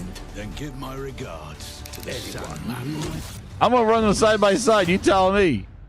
Cheap rubbish. Let's see gameplay at least. Viewer, trust your instincts. Muscular. They got my good. These candlesticks ain't gold. Worthless and dull, just like. Are you seeing this? Nah, I have a customer. Look at these How can I cutscenes. help you? Wait a second. Wait. So this is what the guy looks like here. last year. I'd rather Yo, look at his facial animations. to you, Errol. Sounds like I'll get a better deal. You talk to me first. Dude, this guy. He was in here. Auto-loading crane. If you have the authority, Look at this guy. I am at your service. What happens if I fired a few holes in you? The lift is now unlocked. Wow, dude. Ah, defeat. Yo, where's this guy with the weird hair? Sandman. Me, I prefer to make it up as I go. Anyway, this is last year's. First, and him, never. Got it? Uncle's a bit touchy, ain't he? Yo, look at this. Touchy? What? Touchy? There. Yo. Anything else you care to say to Errol? Brains. If I hadn't seen it with my own eyes, I wouldn't have believed it.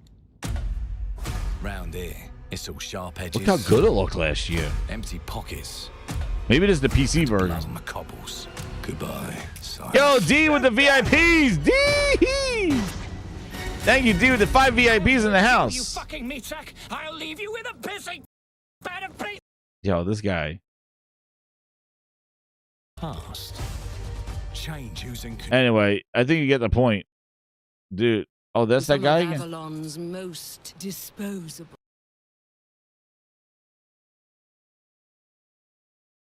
Yo, they got deglazed. You'd either got a gang at your back. Can you? Them's in charge. They Wow, keep it looks so order. good last year. They keep Yo, it looks so good last year. Thing into the crucible and melt it. Look at this. Look at the lighting. They just want us beaten, broken, and too scared to fight back. I don't want to kill him. That's why it pays to be clever and well armed.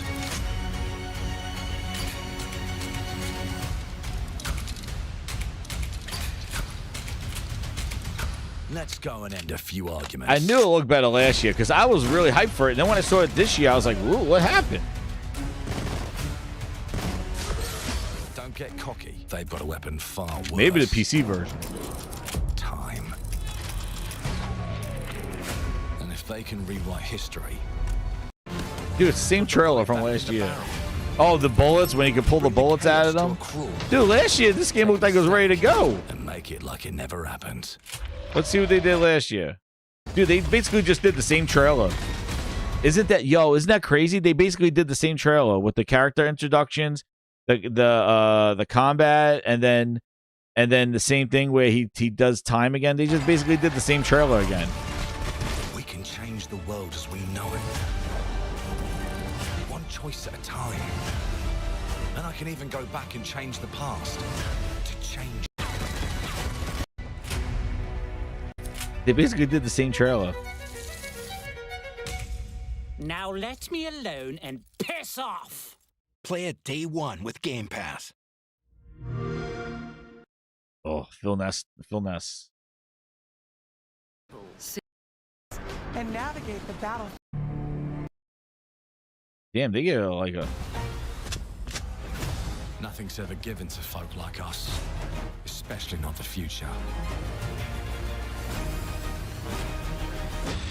But this time... Yo, he just disappears. He doesn't even grind up into pieces. He just disappeared. Oh my god. Come on, man. Nothing's ever given to folk like us. Come on. This is the Series Especially not S. the future. Dude, he punches this guy. He disappears. He don't even grind up in the grinders. As a grinder, I'm upset. Watch this. They even zoom in on him. Grinders, get ready. Hit that like button. Look. Oh my god. Oh, come on, man. Oh, oh, Microsoft, I tell you. That's what I told you. Matt goddamn Booty is there. He does not know goddamn games. Matt Booty does not know any games. Matt Booty does not know any games. And these people were criticizing God of War. They were criticizing puddles. They were criticizing hair on goddamn Aloy's face. The guy just disappears. It's coming. Hit that goddamn like button. What are we doing here? God damn it. But this time, we've a chance to steal it. What more could an honest thief 2026 and Clockwork Revolution in 2027. In 2027. Booty Gump in 2027. Dude, when in 2027? Spring, autumn, fall. It completely could be delayed. They just say the whole year. Dude, Fable was 2026, and then autumn. Look at him. Shithead. In a moment, we'll dive into Gears of War E-Day. But before we do, one franchise that has been with us from the beginning is Call of Duty. Now, it's bigger than ever, with a new Modern Warfare later this year and a movie on the way. Last month, the teams...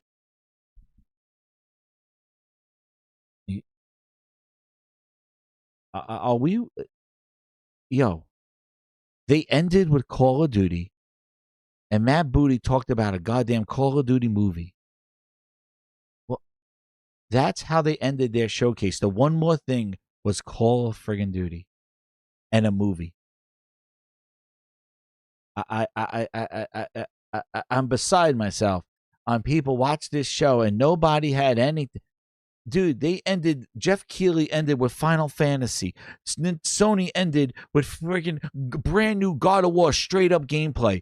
This son of a bitch, Booty Gump, is like, Mama said Call of Duty was a good game. And he's going out there and talking about Call of Duty as the one more thing. What about Blade? What about, I don't even know, you got 20 fucking billion studios. How about Rare comes out with something new instead of 10 years of updates? Call of Duty they ended on.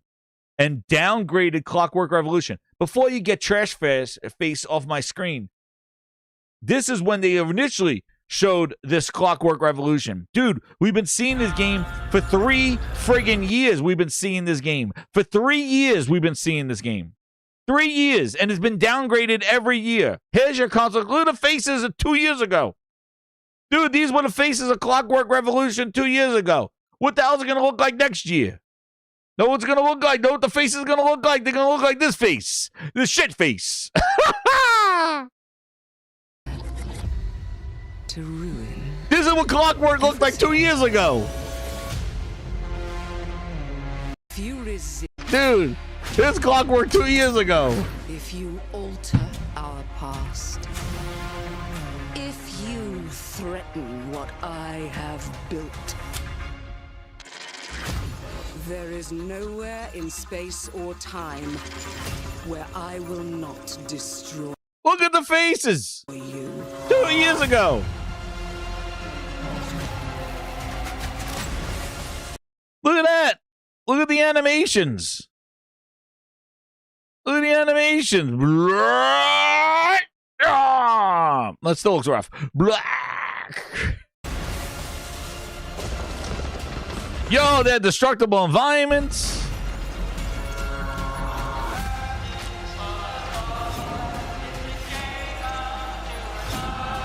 The concept is so cool. But, yo, this is all CGI. This is not even a game. Oh no. This is all CGI. What did I do? These are the Phil Ness lies. Any last words before my friend puts one in your Dude, this guy has got the ultimate downgrade. This guy, that guy, that's when they first showed him. That guy's been downgraded every year. That guy with the freaking he got the pubic hairs. That guy. Where is he? He's over here. Now that's him 2 years ago. He got the beat down. Where is he? Where the hell is that guy? There he is. You decrepit old soak. Wait a second. I gotta see this guy. This guy. Yo, this fucking guy. There he is. Hold on. We got him. I just gotta see this for the tapes. Because I didn't see one person break down, like, we're talking about Halo Peach. We're talking about Aloy Peach Fuzz. Yo, there he is. Oh, man. What, you a little tall? Yo, there he is. There's the guy. Yo, look at this guy here. This is what he looked like 2 years ago. That's what he looked like 2 years ago. Oh, shit.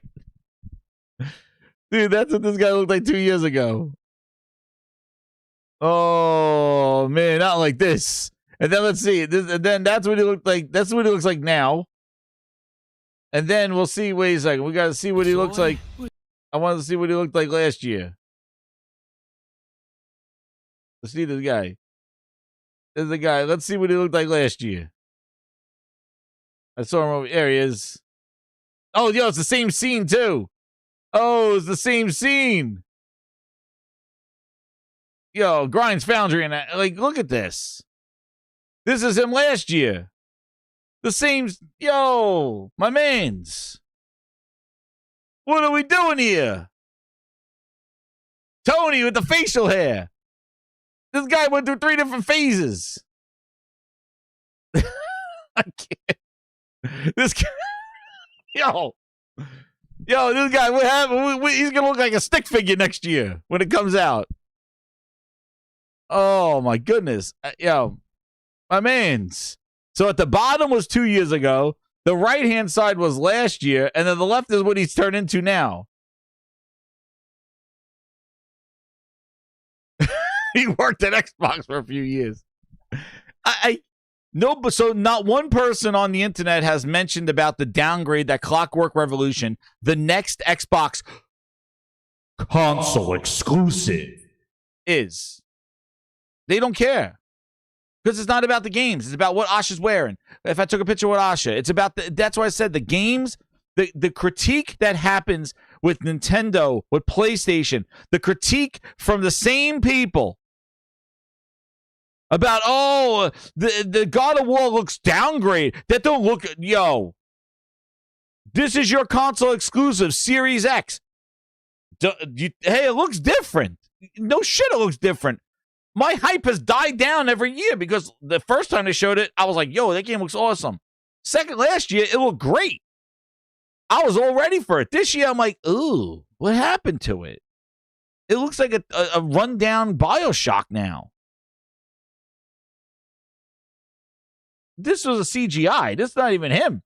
But this is the same friggin' scene. If I hadn't seen it with my own eyes... Look at the lip sync. I wouldn't have believed it. Brains. If I hadn't seen it with my own eyes, I wouldn't have believed it. Uh-huh. Yeah, exactly. I wouldn't believe it either. Brought you a little toy with a big mouth. What a proper little villain. A better villain than you'll ever be, you decrepit old soak. Yo. Good luck. That's all I'm saying. And then they ended on Call of Duty. And then, what is this? Oh, they broke down. I'm not watching this thing. So, yeah. So all that happened. My goodness, grinders. To cool our tongues. Oof. So, just a couple of final thoughts on there. That's your console exclusive game. So it was Gears and Clockwork. One thing I want to put out there for Gears is that I think it looks like one of those reverse how it started, how it's going meme. Yeah, exactly. I know. Like, it really, you know, for the criticism that these games get, and everybody just kind of just is like, no, it's fine, Xbox is fine, don't look here. They're like the Wizard of Oz, like, don't look behind the curtain, it's fine. Just hear us. Xbox is back. You know, that game, the way it's looking, how is that going to stand up to a Naughty Dog game next year to pull PlayStation fans away to go buy an Xbox for Clockwork Revolution? How's that going to pull people away from God of War next year to go play Clockwork Revolution when it's looking worse and worse every year? We've seen it for the last 3 showcases, and it's gotten downgraded every year. And now it's not even coming out this year. It's coming out next year in 2027 sometime. Gives it plenty of time to get delayed again or put out to December of 2027. They don't even have actual dates for these games. Like a Booty don't even have an actual lineup. He's like, yeah, I'll just say 2027. We'll just say, well, you don't even have a season. Like, how do you maintain a subscriber base when you just say a game is coming out 2027 and you're on a subscription? Is it early 2027? Is it late 2027? Like, they do not know how to run a subscription service. Everything's in Game Pass. But the problem is you're not transparent with your dates. You need to let people know, hey, February you're getting a game. June you're going to get a game. August you're going to get a game. December you're going to get a game. People need to know if you're going to try to get subscribers in. Otherwise, nobody's going to subscribe. 2020. Oh, I'm going to sign up now for Clockwork for 2027? Dude, for all we know, like Fable, it may get pushed. What about all the people that subscribed in January for Fable in autumn? Oh, man, I'm going to get these games and Fable in autumn? Come on. I know Space Money. Xbox does not have release dates. D with the 9 months. No, thank you again, D. I was doing a deglazing there. We were in there was a deglazing episode there, but he did 5 VIPs, took 5 people to the balcony. I appreciate it. And I will have to add those to my counter here. Takes us to 557 there. And no, and he did the update for your own VIP. He said, will you be covering Nintendo show tomorrow morning, bright-eyed and bushy-tailed? I don't think I'm going to do it live. Maybe I'll do a show after. I'll see. But I can't do it in the morning, though. I mean, Nintendo puts it, everybody working. Can't do that. Ain't no time for that, Nintendo. But it's just like, you know, if you own a subscription, you got to give people a cadence of when their games are coming out. Otherwise, they're going to drop off. This is what I mean. Like, of all these years, like, how ignorant, how, it's just like they supposedly hire smart people over there, but I just can't believe how stupid they are running a business. Pulling gears of a PlayStation after you and then did they never think like, hey, you know what? If we pull gears off a PlayStation, but then we're still releasing Halo in a month or so, like, that's just bad optics. Like, what are we trying to achieve by putting Gears on only on Xbox and on PC?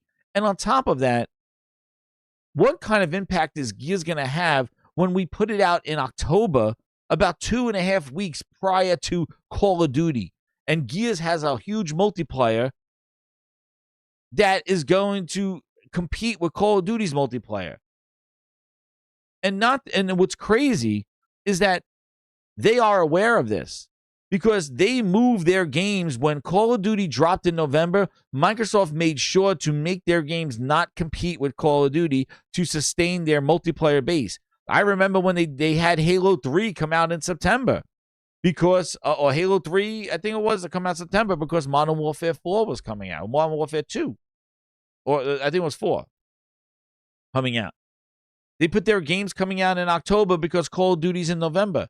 Well, because you had to move up Call of Duty because of GTA, I said Gears should have came out in August. That would give it time to establish a good foothold, get a good install base, playing the game, getting hooked on the game, and getting that multiplayer to flourish. And the co-op and the horde mode. You put it, you control this. On top of that, you got Minecraft Dungeons coming out on September 29th. Let's go through the bookmarks, Grinder. Look at these release dates. I think I had an image of it. Let me see. Do I have it? Yeah. Look at this. And on top of that, Gears comes out the same day as the Star Wars, the Galactic Racer, like a Star Wars game. But look, you have Minecraft Dungeons coming out the 29th. This is Microsoft's first party. Minecraft Dungeons coming out the 29th. Gears E-Day coming out October 6th. And then Call of Duty coming out like the 20th. That's the Mad Booty cadence. Or Call of Duty coming out, yeah, like the 28th or something like that. They're 2 weeks later. If anything, I would have took Gears E-Day and have that come out on September 29th. I would have switched it with Minecraft Dungeons. That's what I would have done. I would have put Gears on the 29th. Now, here comes the humdinger grinders. Why did they shove Gears out to die in October and have it compete with Call of Duty? This is my speculation. I said it. I started it last night. I was saying this. It's because it's going to look good for the numbers, because it puts Gears in the same quarter as Call of Duty, October, November, December. So when Microsoft reports its numbers, they could say, oh, we launched the Xbox console exclusive Gears, and we've seen an increase in Xbox consoles. See, exclusives may be profit, may be the thing to do. But meanwhile, the real reason why is because GTA 6 launches in the same quarter. So I think they're trying to piggyback off of GTA 6's success with content and services and also with console sales. Because I think Xbox is going to sell, obviously. They're going to probably see a 25% increase of sales. They've been minus 40% for the last 2 years to 30%, 40%. I think in that last quarter that they're going to go at least 20, 50% maybe of console sales. And they're willing to just throw Gears out there and be like, oh, yeah, well, Gears and Call of Duty, we're in the same, we're showing growth in our console. And it's like, yo, but GTA was there. And we know it's going to be a fluff piece because the next quarter, everything's going to be back down again. Unless GTA has legs to sell more consoles after the holidays. But I think the reason why they shoved Gears out to die, and the only way that we're going to see this, they're going to lie out their ass. But the only way we're going to see this is to see where Gears shows up on the NPDs in November and December and October. Because October is a busy month as well, but September is ridiculous with the amount of games coming out. And who knows if people are still going to be buying games in October. The other thing is that Call of Duty is not in Game Pass. So people are probably going to subscribe to play Gears in Game Pass and buy Call of Duty. So I don't know where Gears will show up on the NPDs in October, because it probably Call of Duty goes back to the top because people are buying it again and cannibalization. But we're going to see in October how Game Pass affects games. We definitely will be seeing that, because one game, they'll have one first-party game not in Game Pass and one game not in Game Pass with Gears of War. And it's not even selling on PlayStation. So PlayStation sales can't even boost up Gears. I don't know where Gears will fall in the sales bracket, because it's in Game Pass and it's not on unless Steam carries it. But Steam doesn't seem to be the place for Gears. That's not really a game for Steam. So it's gonna, I don't know, man. Again, I think they're cutting off their nose to spite their face. And yeah, I'm going to do that next on John. Shout out to the 1988. Thank you so much with the 20. He goes, Gears cost a lot. If they put it on PlayStation on October, it would be swallowed by other games and made no money back. Like that, they can delay on PS5, report that Gears increased because of Call of Duty, and down the line, they sell it on PS5. And I think that's what we all in agreement with. Thank you so much, DOA. Yeah. It's a double dip. You know what I mean? And I agree. I think if they wanted Gears to sell and they were going to put it on PlayStation, they had to target August. October is just too busy. And you're talking about a month with Wolverine, and then you'll have Call of Duty, and you'll have that, they'll have a problem. So you're right. They need to do that, or they're self-sabotaging. And that's what kind of what what's his name was going into, was that, what Jeff Gerstmann was saying when he did his thing, his video here, what he's saying about Gears, this fallout of Gears here. Where did he do it? Was it this morning? Yeah, we're going to go through this thing. Dude, where the hell is Jeff Gerstmann? Shit. I had Jeff Gerstmann on. Oh, these are my bookmarks? He heard. This is what Jeff Gerstmann said. 5 purposes. And then we can talk about that Xbox. All right. We're here. We're 9 minutes away from the start of the Xbox Games Showcase. I'm Jeff Gerstmann. and it is time to see Xbox video games. But yeah, the Xbox show here is going to happen. There's been widespread and very accurate speculation about the contents of this show online. There's been a lot of Gears talk about where it's going to appear. I heard at some point yesterday someone float the idea of Gears no longer appearing on PlayStation as a, but it was framed in such a way that was like, yeah, specifically because then when it fails, they'll have plenty of reasons to just put their stuff out on PlayStation. There you go. And so, like, sending Gears out to die seems like a really desperate ploy. So I don't really know what that seems fucking crazy. But I think Microsoft is in a really weird spot, and I think that they're really crazy right now. So I don't really know. Any chance that they just delay the PlayStation 5 version versus killing it outright is a question. I mean, I would expect that would be, like, if this really is some kind of weird ploy around whatever this seems to be, then I would assume that a PlayStation 5 version would materialize eventually once they've had their fun. Because that would be, I don't know, like, irresponsible of them, I think, on a, like, oh, all this work got done, but we're just gonna cancel it for this weird. I don't know. It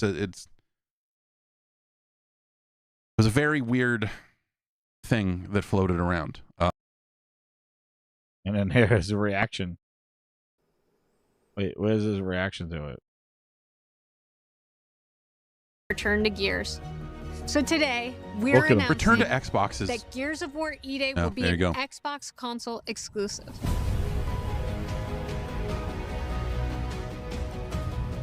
The core of Xbox is great. Imagine how much time has been spent We're going to show you more than 25 working titles from creators around the world, followed by our on Gears Direct.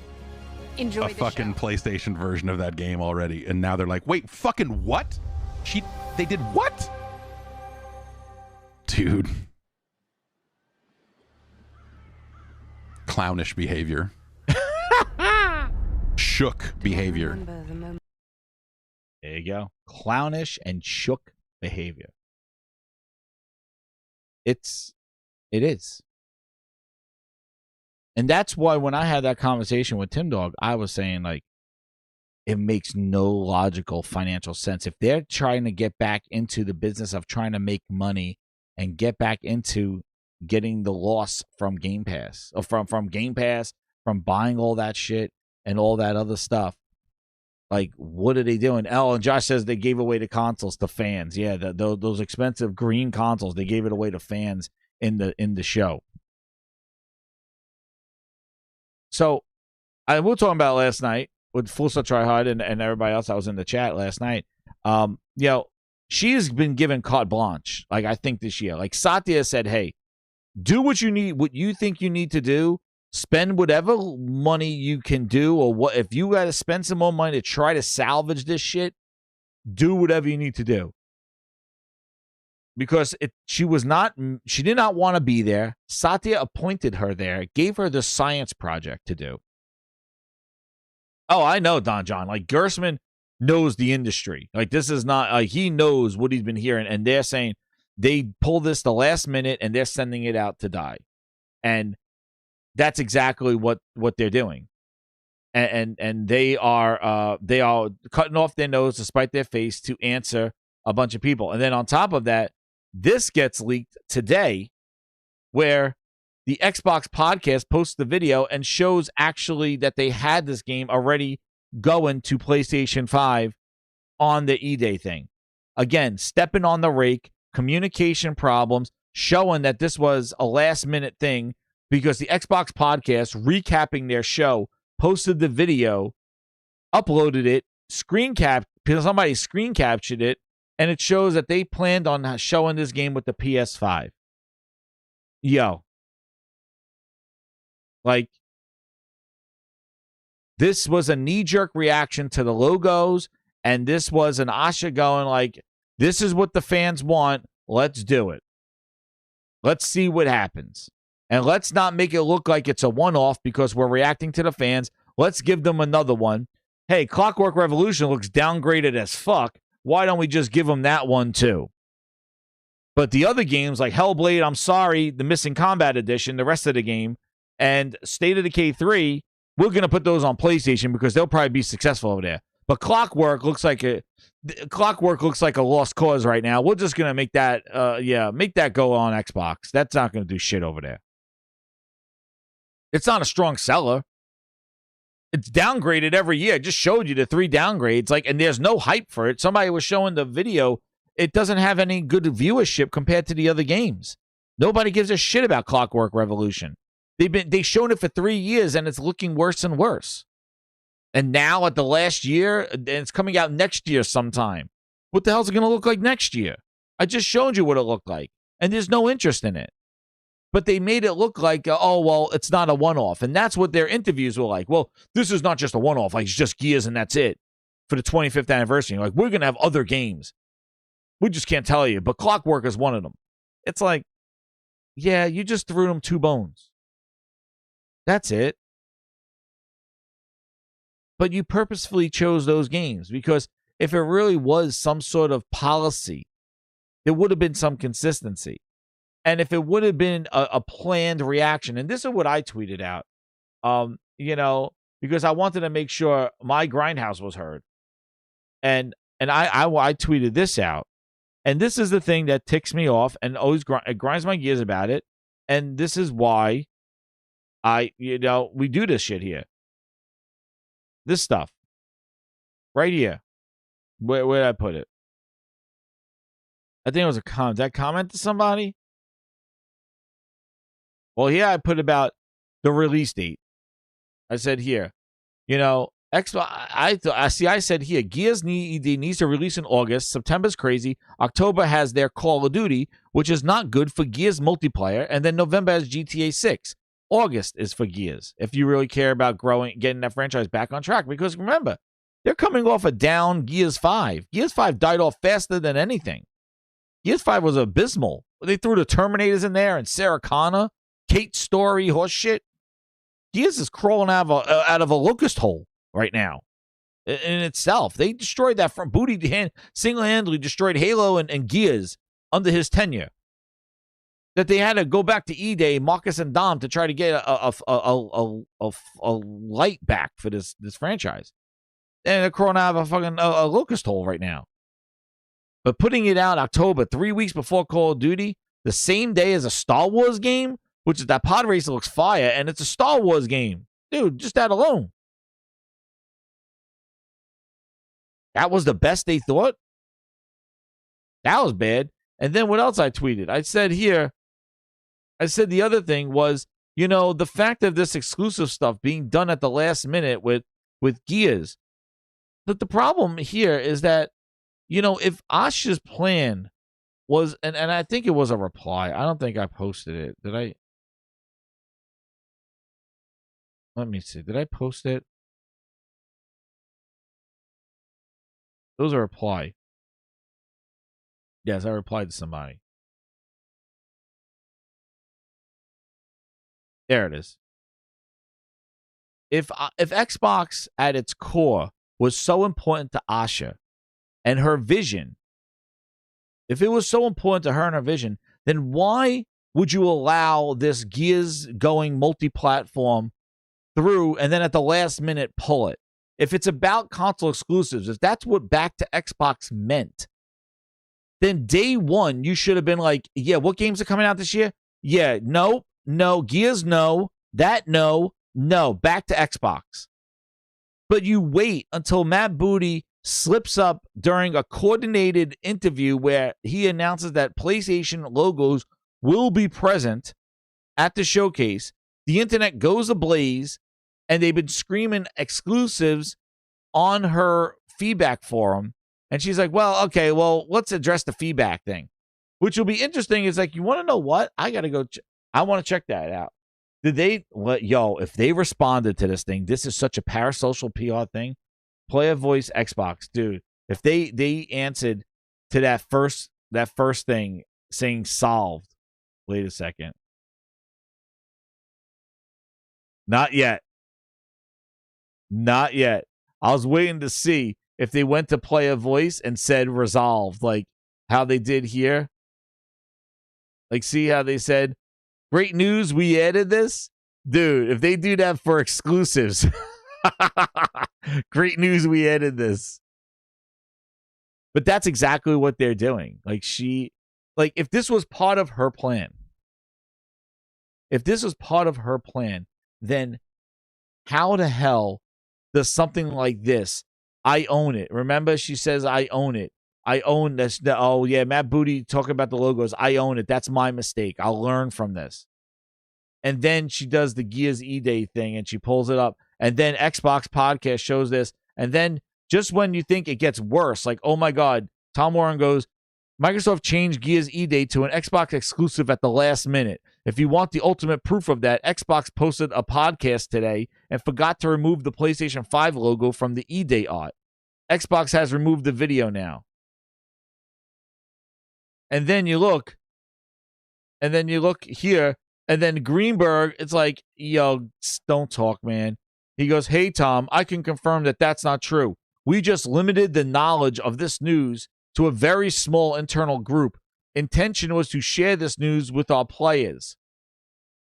So people saw roasting Greenberg go, what do you mean? Like, you didn't tell your podcasters, your video editors that, hey, we're making this exclusive? And then it gets worse. Tom Warren goes, well, what's not true? And Greenberg goes, it's not true that it was a last-minute decision. And then he goes, when was the decision made then? And then Greenberg goes, a lot has changed since Asha came into the role 107 days ago. I love them counting her days. We are moving fast and frankly pretty energizing inside the hallways. I was made aware of these exclusives roughly a month in advance. Hope that helps. Yeah, I'm sure. A month in advance, but this comes up. A month in advance, and just last week, Matt Booty says you're going to see PlayStation 5 logos. A month in advance, and Asha doesn't even talk about the word exclusives, and she says we're going to be thinking long and not making any fast measures. Last month, and Grubb says, dude, they just pulled this game from there. Again, he knew a month about this, but they didn't tell Walmart. They didn't tell the retailers that were posting placeholders for Gears on PS5. That they had it on websites minutes before the show that they had to take down. Please. I think the conversation started that time. It wasn't probably there until she was like, yeah, they're upset. Let's do it. So let's see him getting roasted here. A PS5 version was in existence. So following Sunday's announcement, should we assume Gears E-Day will never release on a PlayStation? Xbox has a leak issue. Before the show went, that show already circulating made the news. I feel the same way Miss Phil had and hasn't changed. 1 month ago, for a game deep into marketing, retailer prep, and showcase planning still sounds last minute. Exactly. If Asha came on in February talking about back to Xbox and her first thing wasn't exclusives, why was it a month ago for a game that was going to release in August? So the video of the PS5, yeah, he's getting roasted. So the video of the hold on, I got to move this thing here. Yeah, this is why I said they need to just shut up because they make themselves look even worse with engaging with this stuff. Just shut up, man. You messed up. Your guys messed up, and you got caught with your pants down, and you're like, no, nothing's happening. Yeah, I zoomed in now, so you can see it better. We're all getting older. A month in advance, and you couldn't fix this. Negligence or lying. Now we're running with a month in advance. Yeah. Just like, who said that? Space Money. They tweeted him out. Starfield is launching exclusively. And then they go, I see you said launching. They will come to other platforms, right? And he goes, we have tried to be as clear as possible. Not a timed exclusive. This is simply where the game is being made. This is what I said. Shut up. The problem Microsoft has is that they're so bad with marketing and messaging, they can't even get out of their own way. So exclusives shouldn't be this complicated. If you want to build your Xbox ecosystem, then rip everything the fuck off of Steam and the fuck off of PlayStation and call it a day. Stop being wishy-washy. Oh, well, some games, a case by case. Dude, that's how you get into this shit. And guess what? Nobody buys your shit because they don't know where the hell you're going, whether you're coming or leaving. Nobody's going to go invest in a $700-800 Xbox when you're like, well, some may and some aren't. You're stupid. And they continue to dig this hole. Now they're going to run, oh, this was a month in advance. So the pro Xbox guys going to be like, they knew this about a month. It wasn't last minute. And meanwhile, Greenberg looks like the clown. Yep. The more and more you went from it was a secret surprise to the players. Yeah, he said it was a secret surprise to the players, and then we found out a month ago. You change your narrative to cover up the original plan was different. Pure damage control. Samurai Driver. Let's give him a like. He went from it was a surprise for an internal group for the fans, and then now it's like, oh, I knew a month ago. Do you think last minute is literal? 1 month is last minute. This game and the PS5 port was in development for years. Regardless of which version of the story, this is a bizarre error, the result of a resounding incompetence. Another episode that cannot be erased from Xbox marketing, even internally, fails miserably. I said, it's incompetence. They can't even get out of their own way. Only Microsoft would talk about it's an exclusive. How do you like those exclusives? And then have their own podcast. Their own podcast.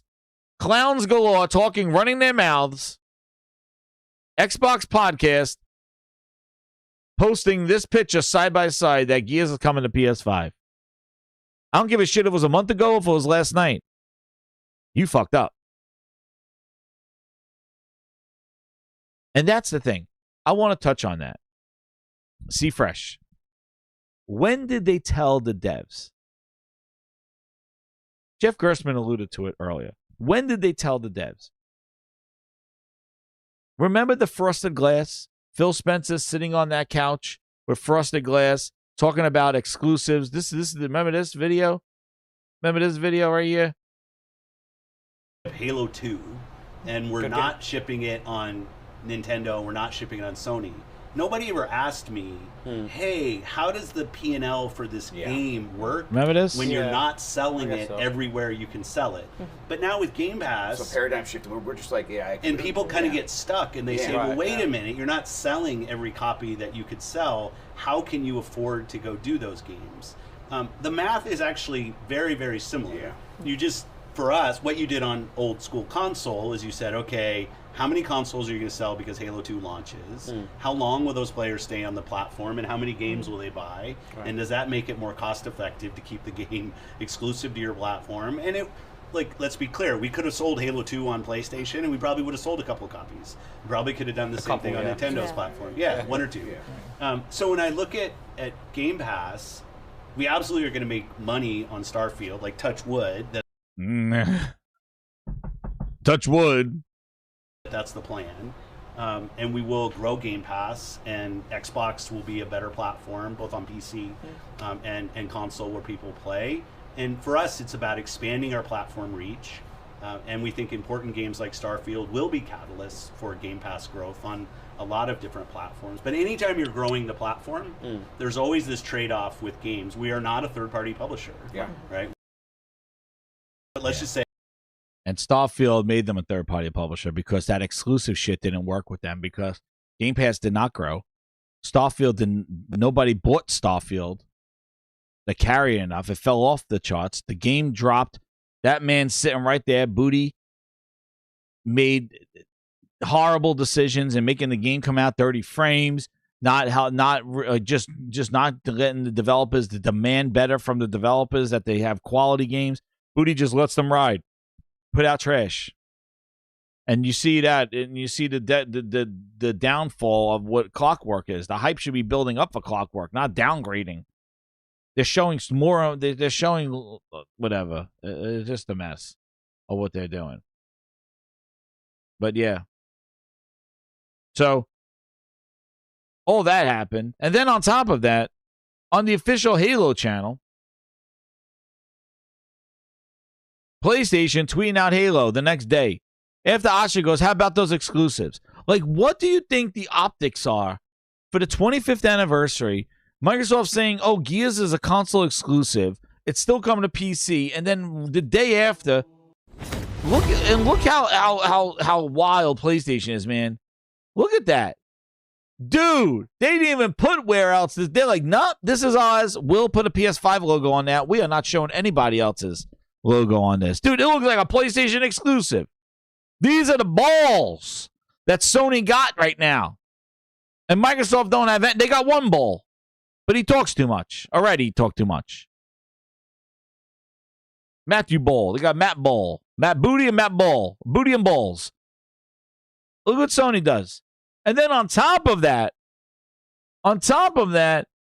Asha's like, oh, it's about the core audience. It's about the Xbox core. You're the fans. It's years of this. Not even on. Wait a second. No, I'm not even going to this one. We got to go. Hold on. I got to go to the PlayStation 1 shows. This was wild. Hold on. I got to get this one. Where's my history? This, I watched it right before this. This was wild. On the official Halo channel. Halo. The official Halo. Oh, shit. I'm not even sharing my screen. The official Halo channel. The Halo channel. Let me zoom in. The Halo channel. 11 hours ago. After Asha says, how about them exclusives? Talking about the 2 hand-me-outs that she did. Double fister. They do this.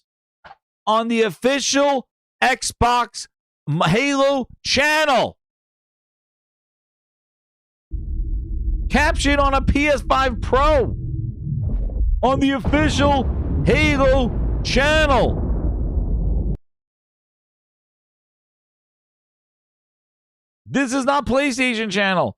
This is the Halo channel, owned by Microsoft. Halo channel. Are you kidding me? What are we doing here? This is not the PlayStation channel. This is the official one by Microsoft. The official Halo channel. Losing the war. They are using the PlayStation 5 Pro version, not even the Series X, not even Windows PC, not Steam version, the friggin' captured on a PS5 Pro. Tell me again that this game is not releasing. Like, my whole thing is like, I understand when this was announced. When this was announced that it was there to recruit players. But if you are not, well, this is my thing. If Asha has changed the story, and it's about the Xbox fan, the core, the ones that are standing there and will love Xbox, if it's about them, then why are you continuing this promotions? There are ways to continue. Like, hey, PlayStation wants to show captured on a Pro, fine. But why are you showing that on your official channel? Why are you showing that on your show? Sony doesn't show that you could play Halo anywhere else besides the PlayStation 5. There are things that you can do at Microsoft and Xbox if this really was Asha's. That's why I mean it's a half measure. It's a bait and switch. It's a carrot that she's throwing out there to glaze up a few Xbox diehards that cry on the internet. That's all she's doing. She's appeasing the crazy weirdos that she called them online. We're listening to their feedback and just doing their shit to just kind of throw some kibbles and bits to the rabid Xbox guys that just can't get out of their way. So my thing is, if this really was Asha's plan to drive home the Xbox console is important, she would be catching all this shit. She wouldn't have Booty get interviewed and have that question come up that other people's logos will be on there. That does not bring, if you're trying to build a platform, why would you show a game on other people's platforms? Why would you let, like, you go sit down. Listen, you go sit down at McDonald's. When you sit down at the table, what happens if there are flyers there from McDonald's that tell you where that you could go to Burger King and Wendy's and they got coupons for them? Would that be a smart business? Would you do that? Oh, it helps the burger business. No.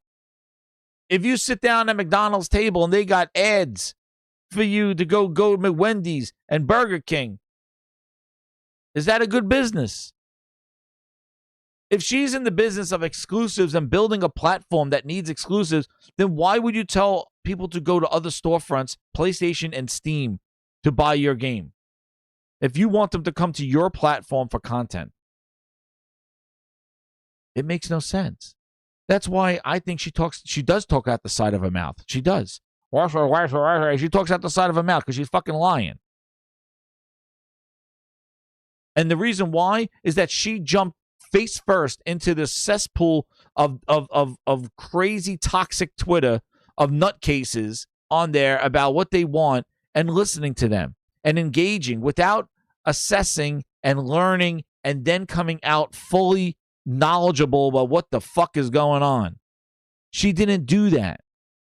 She engaged day one, and she's making these other guys like balls talk too early, dude. You just got there a couple of weeks ago. You're in no fucking place to sit down with Chris Dring and do an interview. All right? No matter how much you think that you know what the fuck you're talking about, you don't know what the hell you're talking about. And this was a crazy thing. So we had Booty interview last night. So let's talk about Booty's interview first before we get to Uniball. First we get to Matt. There's Uniball right there. We'll get to Uniball later. Let's go into Matt Booty's interview with none other than Mr. Anti-Exclusive himself. Yeah. There you go. You wonder why they glazed the shit out of them. They're the only one that gets to talk to Booty Gump. Asha said I was supposed to interview Gamer Tag Radio today. Gamer Tag Radio. Did you see me running? I did a good job at the show. Oh, Booty Gump, you did a good job at the show. Thank you. Mom always said I was good at the show. Asha told me I should be talking to you. And Booty Gump. Yeah, Mama said, Mama had these huge titties. I got huge. Yo, what is Booty talking about right here? He goes, yo, I saw this girl. She got Booty. Talk about games. Why are you talking about somebody's chest? Oh, man, Matt Booty, you dirty old bastard. You know, Mama always said, I like the big nipples.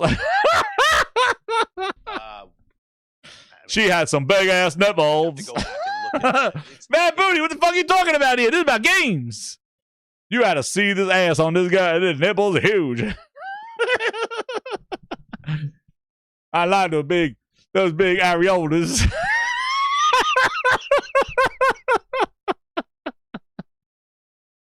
Pause. Phil Spencer, get in there. Get in there. I'm off the rockets here. Like, I'd have to. He's like, Mom always said I like those big areolas. But then when I said about, like, Booty, what the fuck? We're talking about Gears of War. But they were huge. They were this big. They got me double days. They were double days. What is he talking about here? What the fuck is that? Yo. It's like at least triple days. Maybe triple days. I don't know how the brawl picked it up. Man, I like that, man. My mama said it was good. Mama. Oh, that Booty. Wait here talking about fucking exclusives. But the areolas. That Booty.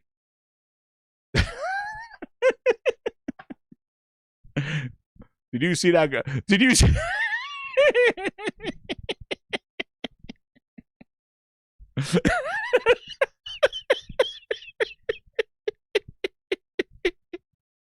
I crack myself up.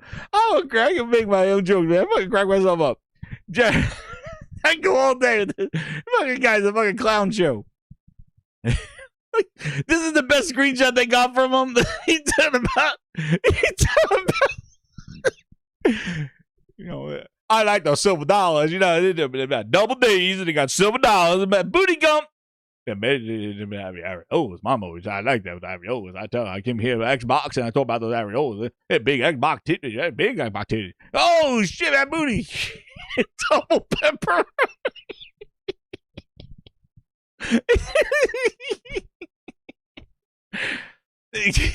I don't know what Booty's talking about. He's like, when I went over, it's like Booty Gump go like this. He like, when I went over to Ninja Theory, I was like, I won't send you to have the breast this big with areolas. I want the breast this big. When I went over to Ninja Theory, I went over to Ninja Theory and I was like, I want them this big. And they told me, Booty, no, we're not making Senua have breasts that big. He's like, no, I want them this big when I went over there. I said, here's the coffee, but I want to have some of those areolas that I like over on Senua.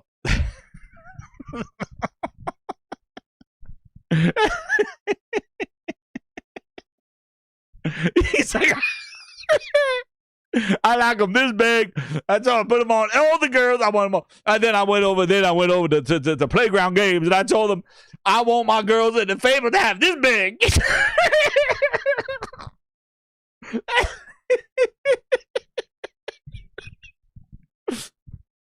Like, Booty, get the fuck out of here with your shit. He's like, I'm not serving the COVID, so I get my girls in my games with that big titties. I want those supersized areolas. This is a screenshot. This picture tells 1,000 words. This is a whole story right here. So after they got talking about the areolas and the girls with the breasts, then they said, let's talk about exclusives. So we got to move on.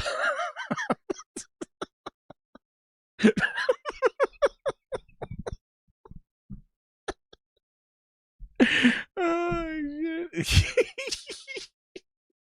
Then I went over to Rare, and I was like, I want those C&Ds. I want those pirate girls that have did it this size.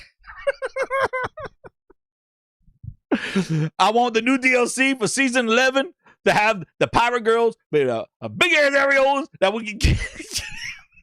I can't fuck. Paris is like, tell me more about those areolas, man, Booty. He's like, well, there's some prickly. I like big areolas.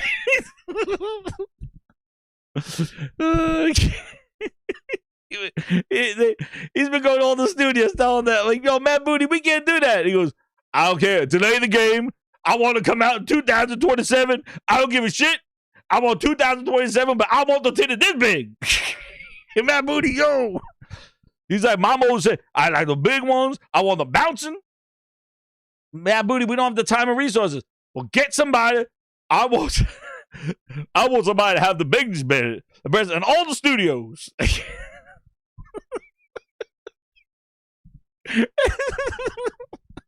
Danny's not excited. He's an ass man. It's a horrible screenshot, dude. Jeff Keighley, man. Yo, Jeff Keighley been doing some evil shit. That's all I'm saying. Hit that like button, grind. Jeff Keighley been doing some evil shit, man. He been taking some bad screenshots of people. I'm gonna tell you right now. If I'm anywhere and I see Jeff Keighley with a camera, you better go hide in the bushes. That guy gonna get the worst shot of your ass. Jeff Keighley be trolling. Yo, he got Matt Booty talking about the breasts. He got Matt Booty talking about breasts. He had, first off, listen. Well, nobody's no slim, nobody's no, Jeff Keighley be hurting these people. First off, what the fuck is Jeff Keighley doing right here? He took a picture of bootleg Jez talking to Asha, meeting this thing, from up in a tree. He made sure he got the whole thing. He's like, we got to get a full bootleg. I'm like, Jeff Keighley, what are you doing out there? This man getting roasted on the internet. They got him animated with beans and shit. Stay the fuck away from Jeff Keighley, man. He does not. Look at this. Who the fuck are these guys back here? Who are these? This is a fucking Xbox paparazzi.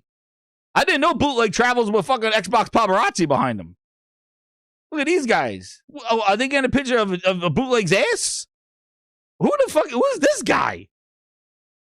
Who the hell? What 80s commercial did this guy come out of? What the fuck is this? Is that the security? What the fuck what is going on at this place? And is this real? Like, is he taking a picture of? What did he say here? Is that even Asha or is that a stunt double? Yo, Jeff Keighley, man. He's a... Yo, stay away from Jeff Keighley. Dude is getting you at all bad angles. Remind me never to meet him. Jeff Keighley takes pictures of you in the worst way. Bootleg got his own paparazzi taking good shots of him. He's like, make me look good, make me look good. He got his own paparazzi there. Asha here. And the bootleg just like, dude, you're going to an Xbox event. Wear green. Anyway. They got some guy from the 80s there, and they got the paparazzi. Look at these fucking Xbox guys. Look at this. Yo, this is the glazed paparazzi. This is the glazed paparazzi over here. Look at this. This is the Xbox paparazzi right here. This got to be the Windows Central team. Windows Phone Central. But anyway, Jeff Keighley, he got a picture of bootleg like that. Then he made sure he looked good in his picture. Jeff Keighley's like, yo, give me good lighting. Jeff Keighley takes good pictures there. And then he gets he gets a bad picture of Matt Booty talking about the breasts in his studio games. They ain't trolled out Major Nelson, dude. They flew Major Nelson out there, man. These people, I'm gonna tell you right now, when all these dudes come back, when all these people come back from FanFest, listen, they are all glazed the fuck up. They are all glazed up. They are glazed up. They probably stuck to their seats on the plane ride home. They are so glazed up right now. They flew in Major Nelson. They smuggled him in to the show. Surprised them with Major Nelson. Yo, the people coming back from here are triple glazed. They stick when they walk. They're like getting stuck to the floor when they're walking. They have been fully glazed up. Asha gave out free Xboxes. Major Nelson showed up. They took pictures with all their people. Matt Booty told them about the stories, the girl with the big breasts. It was an incredible day. They are fully glazed. So just be mindful when you come back on their YouTubers and when they come back to their channels and shit like that. Dude, we know they're like this. They came back. They came back fully glazed. The Xbox glaze and the glaze in Xbox Discord to spread. They are triples. They're coming back. You're gonna say, "Hell, I'm live now. I just came." Dude, they're gonna be this. They're gonna be like, "I'm live now. I just came back from Xbox Fan Fest. I got to see Matt Booty. I got to see Asha. She gave out free Xboxes. Let me tell you, I played some games. It was all right. I did some of this stuff. And I got to see this. Like, Asha was really cool. She's really nice. I really believe her. And she's like, this is, and yeah, and they are gonna be like this, fully glazed. That was them in the stands. Full. Stick when they walk. They're sticking when they walk. That's it. They're fully. So anyway, before I got distracted by Matt Booty's interview. Matt Booty had an interview yesterday, and then he said, we're going to do stuff on a case-by-case basis. Basically, just destroying the whole thing. And here's Asha. Hey, told you. You want to hear the glaze? Here it is. How about those exclusives?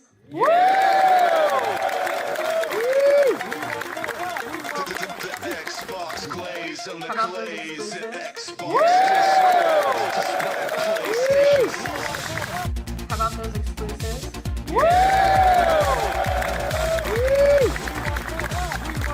How about those exclusives?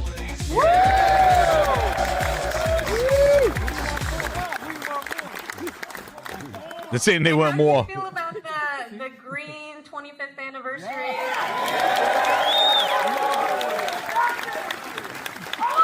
How about those exclusives? Yeah, somebody said they want more.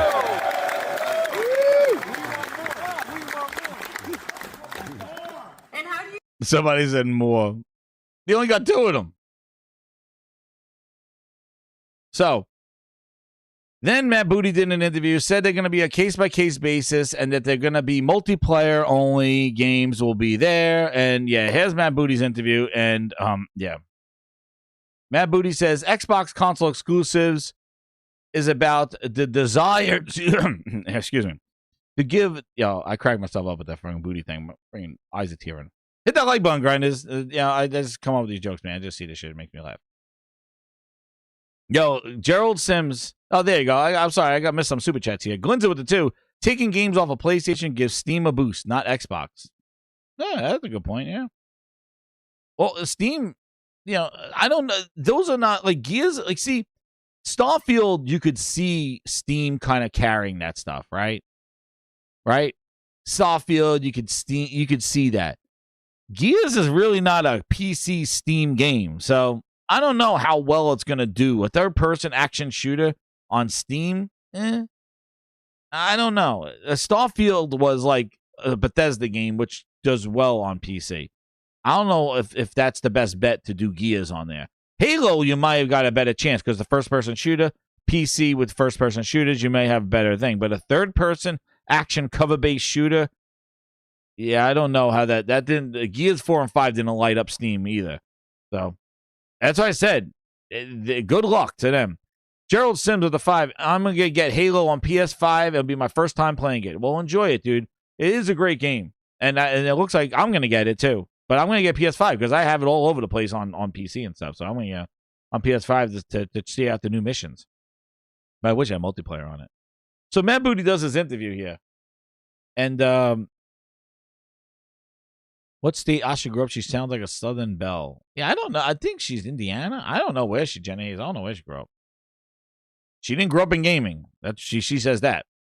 Xbox console exclusives is about the desire to give players a reason to buy an Xbox. Yo. Matt Booty never spoke before. He says Xbox console exclusives is about the desire to give players a reason to buy an Xbox. They care about buying Xboxes now. After they were pulling them off of store shelves, you cannot buy them in other stores outside the country. They're like dried up all over the place. Xbox, even on GameStops, are getting thrown in the back, and the section is getting smaller and smaller for Xbox. It's all Switch and PlayStation now that take over that, and a bunch of toys in GameStop. Xbox has been resorted to the corner back. So I don't know what rock or what ass he crawled out of, where he's like, oh, now I want them to buy consoles now. What, when the consoles are now $800?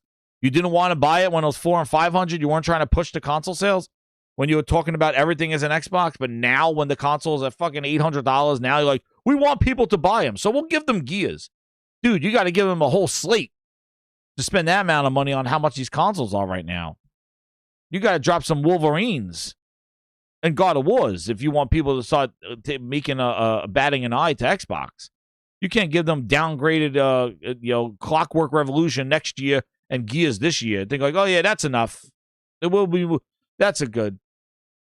So I don't know what the hell they're smoking. Live service games will continue to be multi-platform. So Gears is not a service game. Gears don't have multiplayer, but Gears is exclusive. All right, makes no sense. Previous announced games will be honored for their platform. Future games will be case by case. Platforms will be announced with dates. Well, there you go. So it makes no sense. State of Decay 3, why was that on PS5? Hellblade, the missing chapter of missing gameplay. Why is that on PS5? Those were never announced before. We never knew anything about Hellblade. Why is that a PS5 game? You released Hellblade 2 on Xbox without PS5 version. And then that came later. Year later. But Senua, we didn't even know that existed. You announced that end day in PlayStation. State of Decay we knew was coming to Xbox. It wasn't exclusive for all these years. State of Decay 2 and 1 were Xbox exclusives. Never made it to PlayStation. But you decided to say State of Decay 3 belongs on PlayStation? Who made that decision? Minecraft Dungeons. At first, it was a console exclusive. Then you made a PC exclusive. You made PC, and then you put it on everything. Minecraft Dungeons now is on everything now. And on Switch 1. Spyro, another game. You bought Activision for $80 billion. so they could put Spyro on everything. You couldn't even get that. A timed exclusive? They're not even timed exclusives. They're day and date. State of Decay is day and date on PlayStation. Fable, day and date. You're not even, like, Sony didn't even do that shit with their first party, major games. They made them come out a year or so later. It's 8 months, 10 months. They didn't even do that. That's what's hurting the console. Exclusives give the desire to buy an Xbox. No. Your day and date on Steam and Game Pass negates that whole topic. Putting the game on PlayStation, that nobody on PlayStation is going to buy an Xbox. That's why you put it on PlayStation. You got to get that game off of Steam, off of PlayStation, and out of Game Pass. Now you're cooking. Now we'll talk about it. Unix sent an alert for 440 jewels. Thank you so much, man. What jewels I get? I got the jewels. Oh, I got some jewels. What did jewels do? What are they? What were they? I didn't even see what the jewels were. But thank you. I appreciate the jewels. Thank you. I like the alert there. That's what's ripping them apart. Day and date PC and Game Pass. It wasn't putting the games on PlayStation. Dude, that was a last resort. That was a last resort. Thank you, P-Rap. I appreciate it. Check out Rap's show earlier today, man. That was a good show. He was like, the real Jez is here. I was like, oh, shit. That's the real Jez. But, yeah, but no, really, like, you look at that stuff, and it's like, that's the stuff that's been killing them. It's been the console, it's been the PC and Game Pass day and date and Game Pass and that stuff. PlayStation was just like the last resort. That's why they tell Asha, like, Asha, let me tell you a story. Yeah, it's because our games are on PlayStation. That's what's the bad part. It's like, no. That just hurts you on Twitter for your Twitter wars. That's not what's hurting Xbox. Like, that's why she's listening to the wrong people. She's listening to these dudes that want to fight on X all day while they're taking shits during lunch breaks and arguing, going like, Xbox is better than PlayStation. We got yours. Dude, that's some petty bullshit. And Asha's feeding into that group. Meanwhile, she's like, oh, so that's why. I didn't know. So that's why Xbox is hurting, is because the games are on PlayStation and we're showing logos? Oh, we'll fix that. That's what will get Xbox. Like, no, Asha, that's not what the issue is.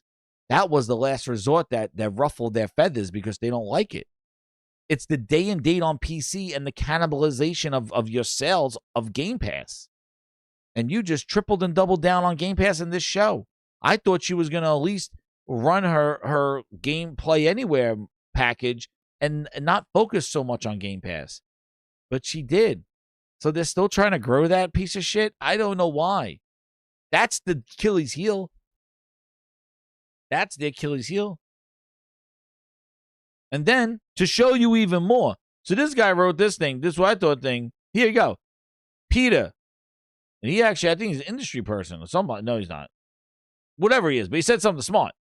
He says, case by case, in my opinion, is a poor decision. This is for the Matt Booty interview.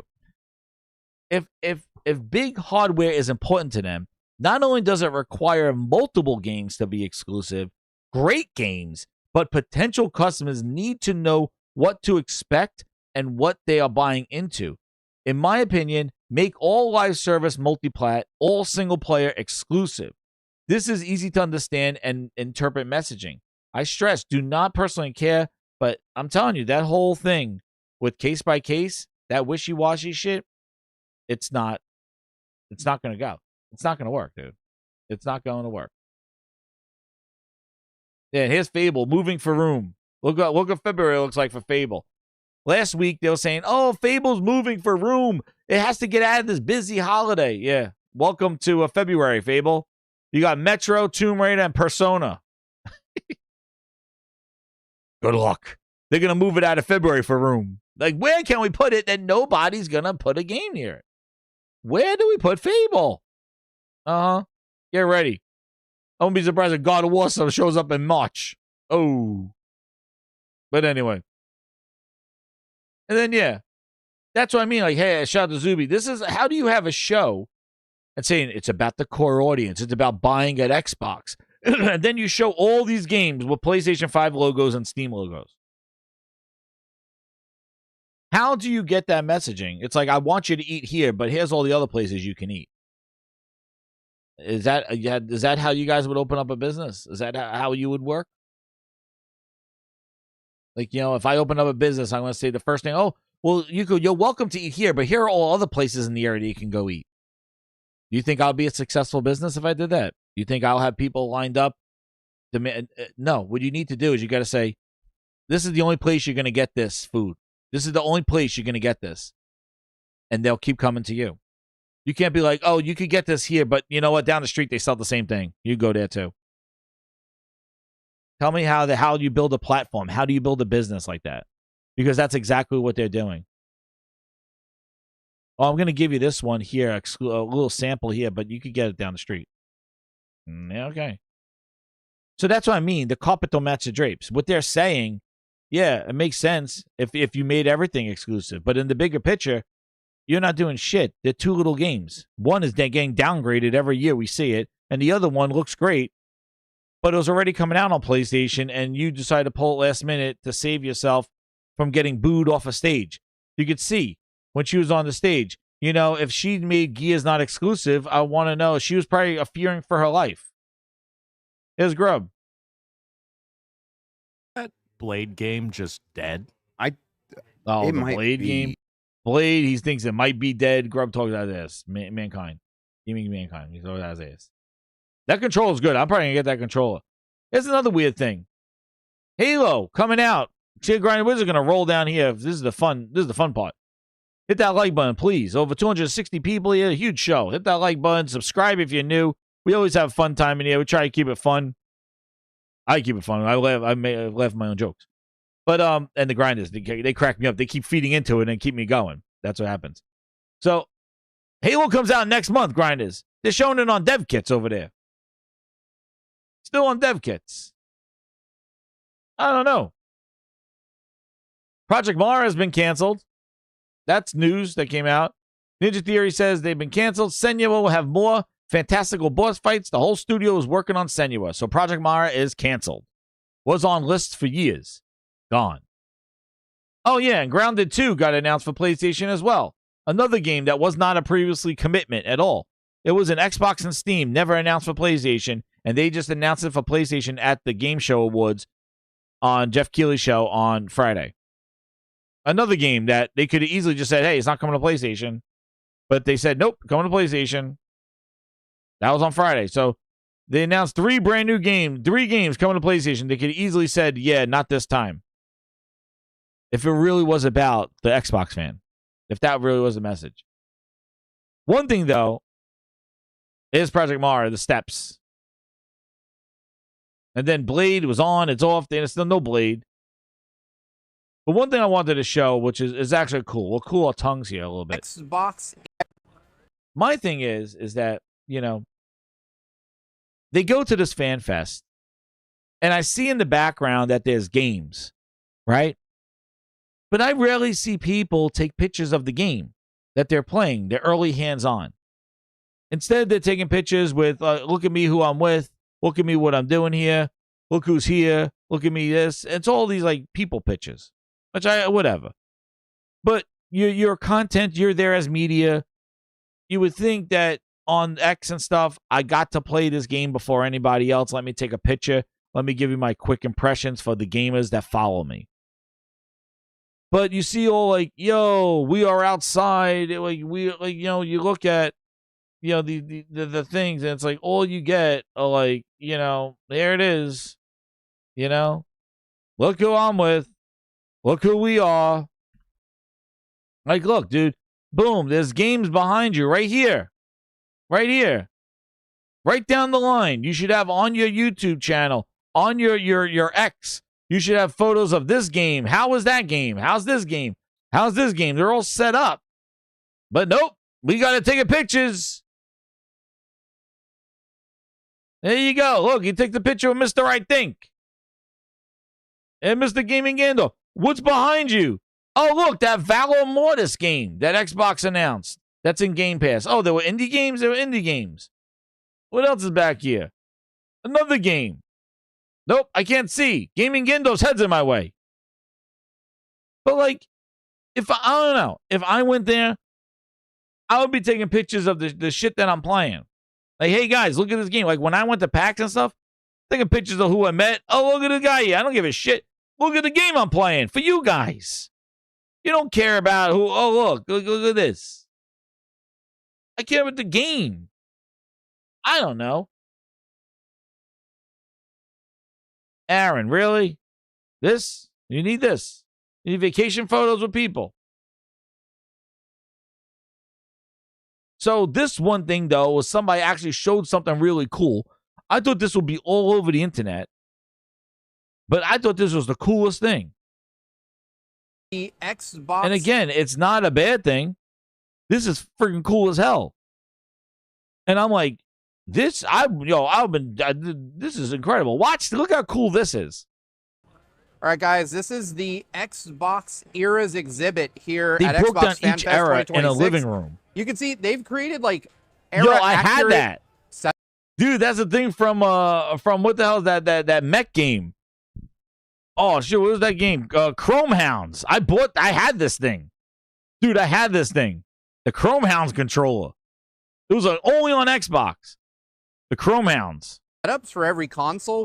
Dude, the Chrome Hounds controller. Holy shit, with the pedals. They had paddles too. Like you go forward with your mech and you go, yo, it was awesome. I had that with Chrome Hounds, but this is so cool. We got a real Xbox, the original, on a CRT, playing Halo. Yes, the eject button where you flip up the plastic thing and press the red button. Halo in multiplayer. We've got the Steel Battalion controller down here. Steel Battalion, not Chrome Hounds. A corded. Dude, it was Steel Battalion. That's what it was, not Chrome Hounds. I'm so sorry. It's Steel Battalion. Chrome Hounds was an awesome mech game, though. I did like that one. But Steel Battalion was this one. It was like $200, I think. Or $150 for that whole freaking game. Phone, posters and stuff on the wall. Yo. Moving forward in time. Now they go to the we 360. Have the Xbox 360. This is so cool. My personal favorite Xbox. You've got one under glass here. This is the Elite. The one that came with HDMI. It's important to remember Wi-Fi wasn't built into the console back then. Nope. But again, a period accurate setup. You've got people playing Gears of War on Rock like an Band. old school LCD TV. You've got posters. You've got Xbox 360 faceplates. I actually own that Master Chief. I got that Master Chief. That came with Halo. Yep, I got that one. I sit right over there. There he is. He's right over there. That was another thing, dude. I bought that Halo Master Chief collection for Halo 3. That was for the Ultimate Halo 3, that helmet. And in there, you get the DVDs of all the videos of the story so far. And I was ticked off because they weren't like widescreen. It was definitely a different. It wasn't what I expected, but that's the reason why I bought it, because it gave you like a movie of the game's story up until then. Chief helmet there that only fits like a DVD inside. And a Rock Band guitar. And as we move forward in time, we're to the Xbox One, right? And this is, of course, like time capsule. The Xbox One X, Project Scorpio, as it was called. That's actually the same hardware I still have in my house. But when you come up to the setup, you've got again, launch era accurate setup here. You've got the original Xbox One with the Kinect, with the controller. You also have the Xbox accessibility controller, which did come later, but is super cool. I personally have messed with all of these, but again, all of these setups are working. Like, you can play these. This is just a really cool thing that they've done. I like how they did the different and TVs. in the cabinet here, you've got some special editions of games. I wanted that Pip-Boy so bad back in the day. But you've got some special edition controllers, some Xbox One games, Halo 4 special edition statue. Oh my god, the Halo statue. Just really cool that they kind of captured these moments in time, and we're moving forward in our TV tech as we go too. This has got to be the coolest thing that they did. That modern LG TVs especially use. for the 25th I played my anniversary. Xbox One on my first is, OLED. It's like a time capsule. And then we're here in the current era. Uh-oh, with they an got Xbox PC there Series now. X No. under glass, Starfield special edition controller, ultra wide setup with crazy racing controls. And then you have an Xbox Series S here, and like the Hyperkin Duke, a lot of stuff that is more modern. Forza Horizon 6 up on the screen here. Just, again, another really, really cool setup that kind of captures where we were at when these consoles came out. Anyway, if you didn't get to go to FanFest, at least you've seen a small part of it now. That was awesome. Dude, that was so cool. I was like, it's just such a time capsule, like watching that. Yeah. I know they added PC in that one, but dude, it was really cool how they did that. And then the final interview that we'll cover for today is the Matt Balls. Yeah. I have an exciting life now. Breakfast to go. You're gonna love my nuts. Watch this. You can do everything. They got nuts at Xbox now. Well, one nut. So he got interviewed, and the big question was the Xbox framework of exclusive games. So let's listen to him. He just got hired about a few weeks ago. They got him out here talking this stuff. He was well known in the industry, and you know, he knows analytics. You could tell. But listen what happens to him. Not good news, dude. And it's going to be probably a little low. I'll try to get it loud. Explain to me what games are going to be console exclusive stuff. Let me answer the Explain to question. me what games are going to be console exclusive going forward, and which ones might we still see on PlayStation and Nintendo? So I can tell you how we're thinking about it. We have an internal framework and a strategy that we're using to approach exclusives on and off platform. I'll start with a quick recap. We announced yesterday that there were 2 titles, one coming this year, one coming next year. Doing 2 titles was important. We could have announced Clockwork was going to be exclusive later at the end of the year when we got closer and closer to the 25th anniversary. We could have kicked off 2027 by talking about that as an exclusive. It was important for us to include 2 titles so that people understood this was not a one-off. It was not a commemorative. We were not saying it's our 25th anniversary, it's Gears' 20th anniversary, we're returning to Xbox, here's an exclusive. This is the start of a program, and players can expect a reliable pipeline that validates their historical investment in the Xbox platform, keeps them as Xbox players going forward, and everyone in the industry understands that exclusives are important to the growth and branding of that platform. We've also said publicly that there's a series of titles, predominantly those that are designed for large live service multiplayer platforms, COD being the best example, are going to remain non-exclusive. We have a third bucket of titles, those titles that we have previously announced or previously committed with our partners, with players, with teams, that we've decided to maintain those commitments. That is important to us as we migrate through this 4th area. And that is, Asha has been clear that our business today is not healthy. She's been clear that we are turning around the business. Every day we are going to come more and more outwards about what we're doing, why we're doing it. And the reason why I say that is, today I can't give you a more comprehensive answer. Here are all of the titles that players can expect this year, next year, and thereafter that are going to be exclusive. We know what those are going to be. We know how we're going to make those decisions. We know how we're going to be evaluated against those decisions. But what's important there is that framework has to be external eventually. Everyone in this audience is an expert, an aficionado of the field, and I understand why they are saying we still don't quite get it. We have to communicate that internally, we have to communicate that to our partners, but then most of all, at the end of the day, the average player, the average current Xbox player, and the player that we want but don't have today, have to understand it very simply. That's where we're going, we're just not ready to do it yet. I was going to ask what makes Clockwork Revolution an Xbox console exclusive but not Senua? But I guess is that because of those commitments you talked about to teams and before you made that decision? No further comment. That's it. Yo, word salad, man. I didn't want to, because I know the audio's low there, so I don't want to chime in and have me blast, comment on there because it was low. This, I know, it was hard to hear what he was saying. He said nothing, basically. What he said was, this is their new strategy person that she got. He's like an industry analyst person that came in there. And again, he's word mouth and he's speaking very like intellectual. Like we have a format and theory of like how and where these games will be. And, we didn't want to just do Clockwork like Gears and then look like a one-off. We had to include another game. So Clockwork, we decided to announce now and not end of the year. But then he talks about how like we know ahead of the roadmap what games will be exclusive, and but like we know that everybody needs to like we got to make that transparent outside to everyone there. And then after all this stuff, he's like, and Asha has made it clear that we are back to Xbox, blah blah blah, and exclusives are important, and blah blah blah blah. Then at the end, Chris String's like, well, and he talked about these 3 different tiers. There's like the tier of like. There's a first tier where multiplayer games will go out everywhere. Then there's this tier of exclusive games. Then there's a third tier of games that they previously committed to and contracts. And then there's a fourth tier of games that, that they haven't and they know, but they can't talk about right now. Then Chris Dring goes, well, then how is Clockwork Revolution an exclusive and Senua not? And then he goes, after all that strategy, and we got to be transparent. Like he says at the end here. But then most of all, at the end of the day, the average player, the average current Xbox player. The average current Xbox player. And the player that we want but don't have today. And the player that we want and don't have today. Have to understand it very simply. That's where we're going. We're just have to understand it very simply. That's where we're going. We're just not ready to share it now. What the hell is he talking about? Why is it a dissertation to talk about exclusives with Xbox? 4 tiers. It shouldn't be that hard. And then when the guy's like, well, you didn't answer my question because I asked you why these games are exclusive and how do you determine this?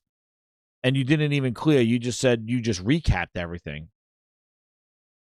And then he says, well, okay, so after all that rigmarole that you just said, let me say, what is Clockwork Revolution and why Senua is not exclusive? And hear what he says. not ready to do it yet. I was going to ask, what makes Clockwork Revolution an Xbox console exclusive but not Senua? He's like, what makes Clockwork Revolution an exclusive but not Senua? And then he goes, is that the third tier for contractual stuff like that? I guess is that because of that commitment you talked about? Is that a commitment? Teams before you made that decision. No further comment. No comment. He can't say if it's contractual. He's like, we got to let you all know what we're thinking. And the guy asked him a question challenging that, and he goes, no comment. This is the problem, though, that Microsoft is going to have in this Asha era, is that they got too many cooks in the kitchen. You got Matt Booty doing interviews. You got Asha making memos. You got this guy now running his mouth and talking about stuff. And they're all contradicted. They're all over the place. And they're making it very confusing. I think that's the one thing that Phil did was he was always in these interviews because he would try to make the message from the same person to try to keep consistency. These people are all over the place. Matt Booty saying case by case. Then he's saying you'll see PlayStation logos and Asha going, no, that's wrong. Him saying that we want to share more about our strategies. We already know what's going to be exclusive. And then he's like, well, then why is Senua not exclusive, but then Clockwork is? Is that a contractual thing? He goes, no comment. They have too many idiots. They have too many people there. And my thing is that this guy just started. You have no clue, dude. You just got there. They just announced you there about 2 weeks ago. Why are you on an interview talking about what the strategy is? They're counting their eggs before they hatch. And then a final thing, there's a direct tomorrow. And the final thing here that I saw started leaking is this whole Microsoft Helix might be in trouble. And see here, just one more clarity. See what I mean? So in Exile says coming exclusively to Xbox. And it's like, well, which is it? Xbox and PC or console exclusive? And they go, console exclusive means it's out of all the consoles. It's exclusive to Xbox. But it's also coming to PC. It's really, it just continues to just be muddy. So Tim Dog goes like this, bye-bye Helix. So it says, the guy said this also, Mr. Ball. I can go directly to Blacknets. Saying that Project Helix may be done. They're reconsidering Project Helix. They're reconsidering what Project Helix is and the manufacturing of it. And this was a quote from the Ball guy today. Today, demand for Xbox consoles is outstripping supply. Ball's lying. We're producing them as quickly as possible. What? Yeah, I'm sure. These are severe limitations to how we can do that, but it's not a question of appetite. That is a privilege as a company. It's a challenge for us to figure out. How will this impact Project Helix? He said, we're working very hard to rethink everything that we can about Helix, which is a console we are committed to shipping. Again, the committed part. We are cognizant of the ways in which we need to change as a company to make sure it's affordable, to make sure that it's flexible. We are working hard to rethink what a console model can look like, not in an exclusionary way, but in an additive way. So it's as if we look at this crisis, which may have acute effects for the next 2 to 2.5 years.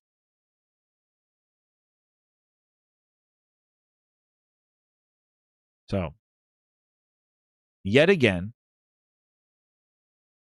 Microsoft talked about Project Helix so early.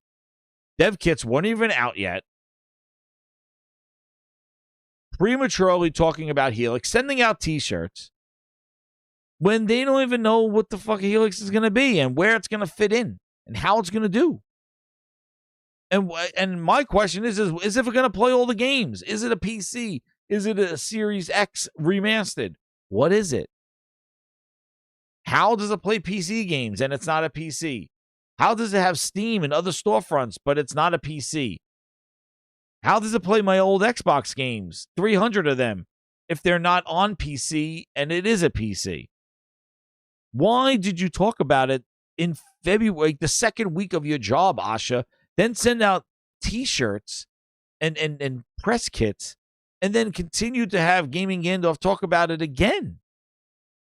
When dev kits are not even coming out next year. How will Game Pass work? How would online multiplayer work, Josh? Yes. How? D says he orders a 2-day delivery. June 10th, they're available.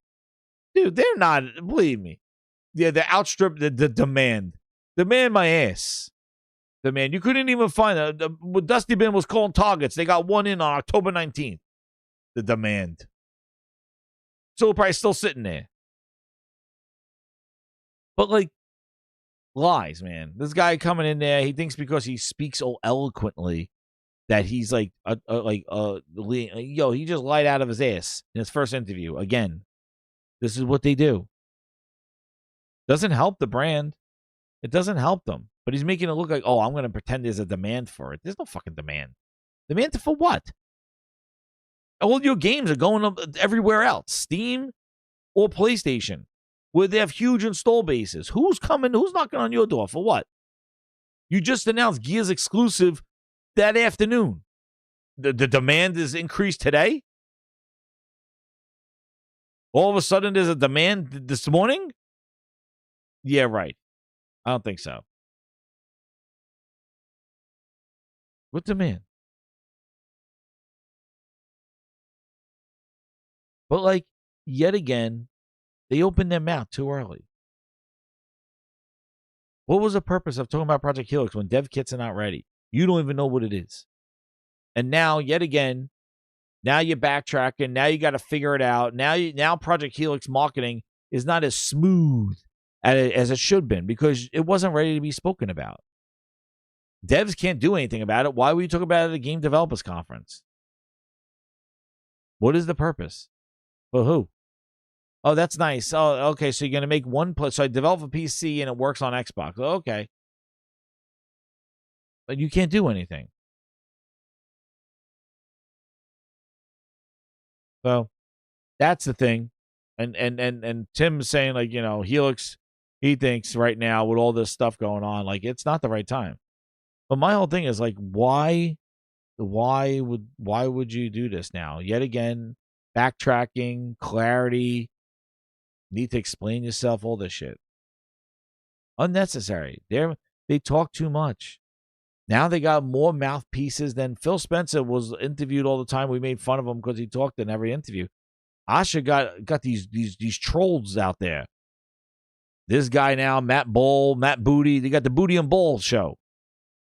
D with the 5. He goes, is Costco going to carry the Xbox now? I thought they were back. Not back at Costco. Yeah, exactly. Yeah, that's the next thing they got to do is try to get Xbox back into stores. After the stores just tore down the Xbox section. Tell Asha that's another battle. Go to Target. The Xbox is a little wall with controllers on it. Oh, because they're changing all gaming. PlayStation and Nintendo look fine at Target and at Walmart. Xbox is the thing that looks dire.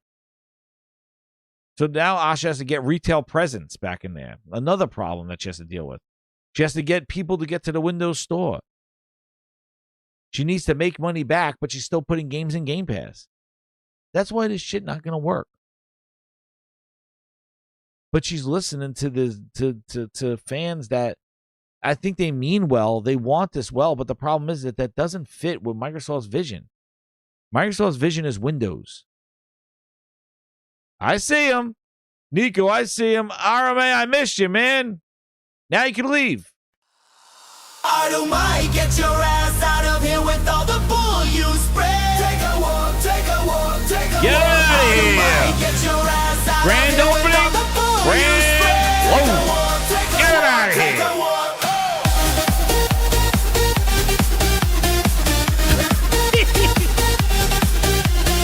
Mind, get your ass out of here with all the bull you spread. Take a walk, take a walk. We got the Aaron remix into it.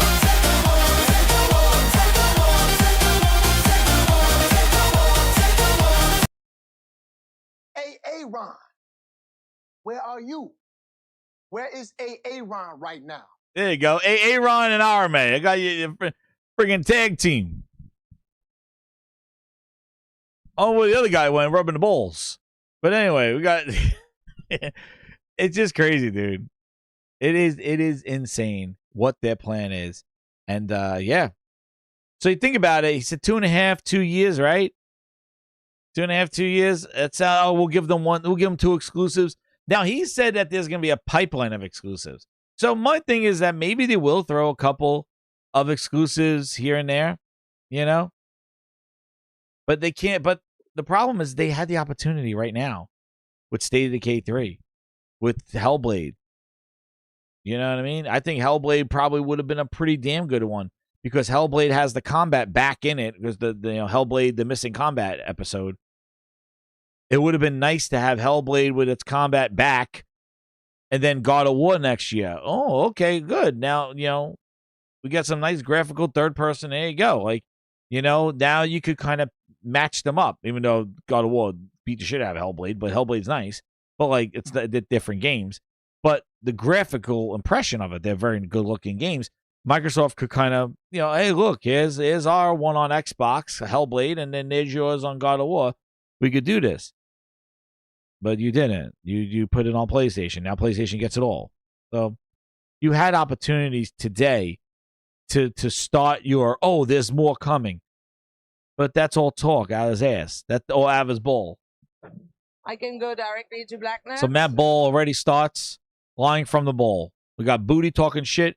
Matt Ball talking balls. Sweaty balls.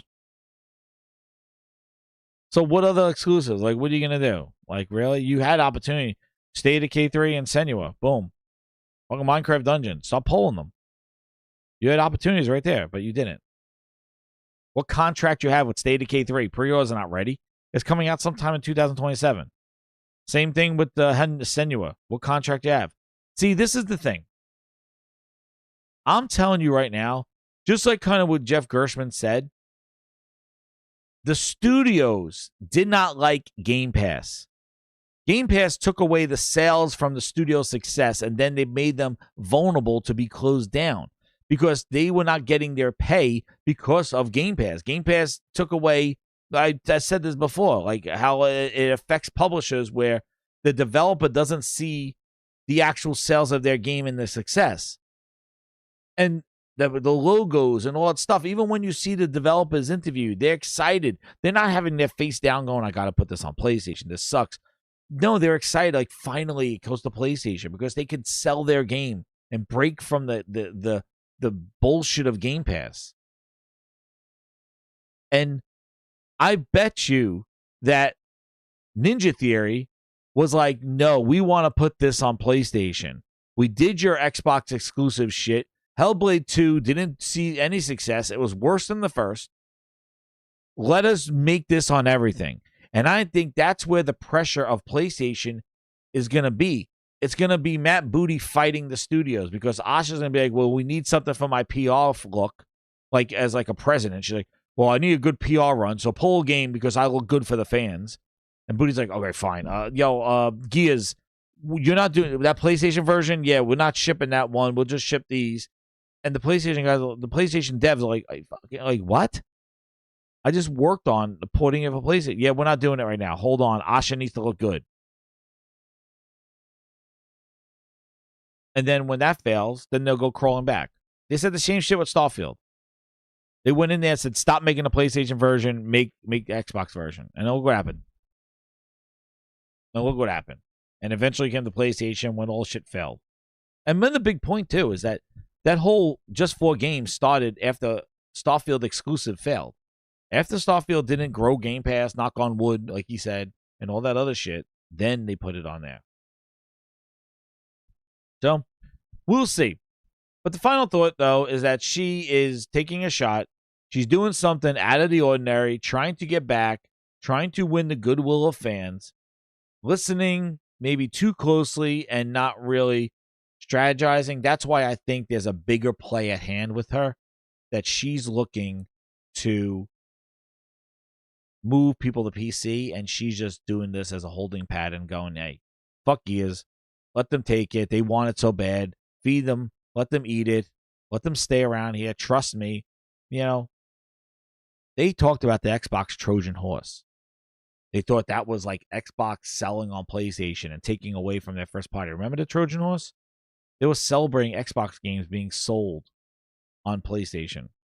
Like, oh, that's the Trojan horse. That takes away from their first party. So, that didn't work out. But you want to know what? They got their Xbox Trojan horse. And it's Asha. She's the Trojan horse. She is now showing up to the Xbox fans' headquarters. They're like, here she comes. And she's bringing gifts. Open the gates. Let Asha in. We were hesitant. They were at the beach. We were hesitant because Asha's AI. But she is proving us by giving gifts. Open the gates. Let Asha in our hearts. And Asha has entered now the Xbox hearts.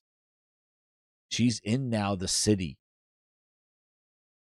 And it's just a matter of time for when they're sleeping and think they're all nestled with their little Gears next to them and their Clockwork Revolution hopefully not downgraded anymore. Asha's going to sneak out in the night and replace their Xboxes with a nice PC. The anti-clause. And then she's going to go away. She's going to sneak in the night and say, oh, look, it's still an Xbox. You just got to install some Windows updates. That's it. But you could play some of your games. We'll add more over time. We hear you.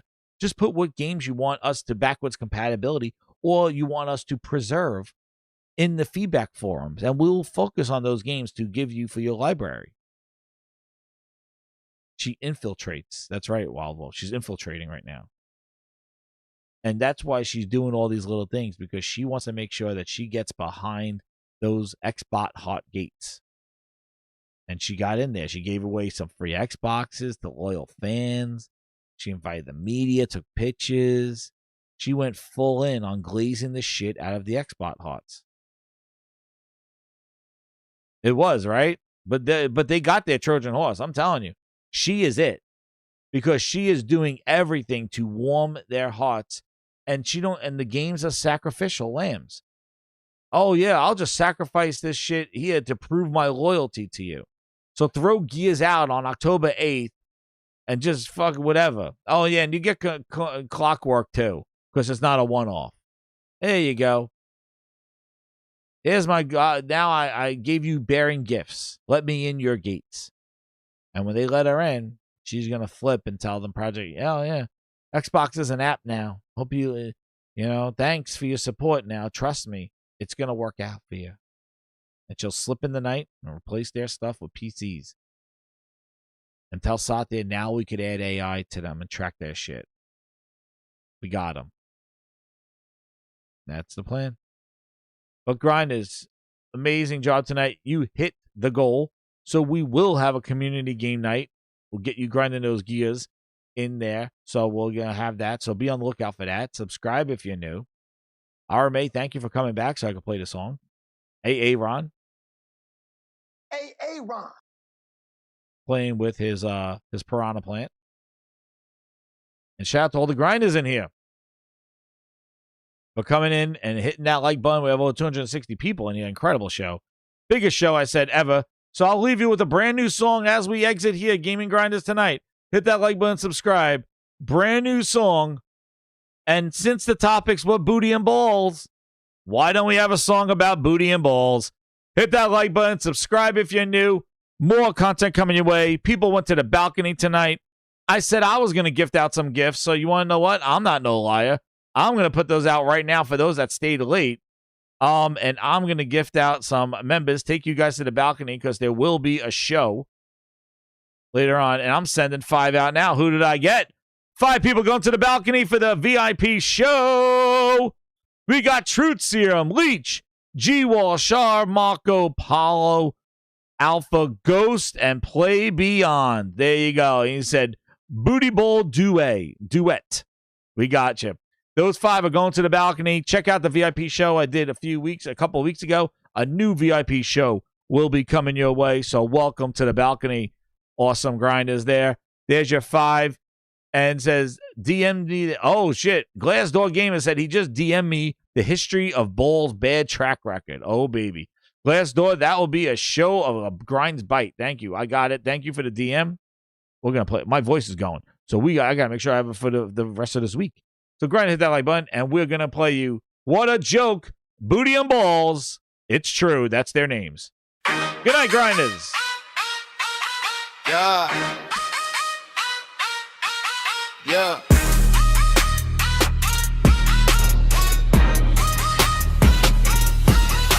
Now Xbox got booty and ball leading the way for their future. Talk big, move funny, sell us a dream, then drop the ball. We seen the rollout, we seen the mask flip clear as day. Whole thing feels cooked from the first week pitch to the last empty call. You had one job, keep it real. You had one shot, don't miss the field. But you packed up what made it hot. Now everybody knows it's not. What a joke, what a joke, what a joke. Booty and ball ain't the move. What a joke, what a joke, what a joke. You lit the room and killed the groove. Grindhouse music, new music coming to Gaming Grindhouse.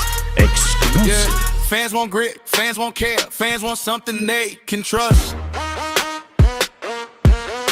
Not shiny talking, brand new name slapped on top of rust. You could've built, you could've kept, you could've learned from the past. Instead it slides in corporate grins and a promise built to crash. You had one job, keep it real. You had one shot, don't miss the field. But you packed up what made it hot. Now everybody knows it's not. What a joke, what a joke, what a joke.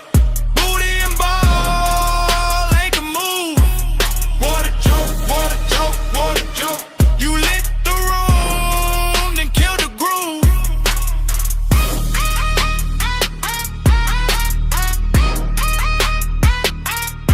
Say it straight, don't sugarcoat. This ain't progress, this is smoke. They had the wheel, then lost the plot. Now all we got is what they're not. What a joke, what a joke, what a joke.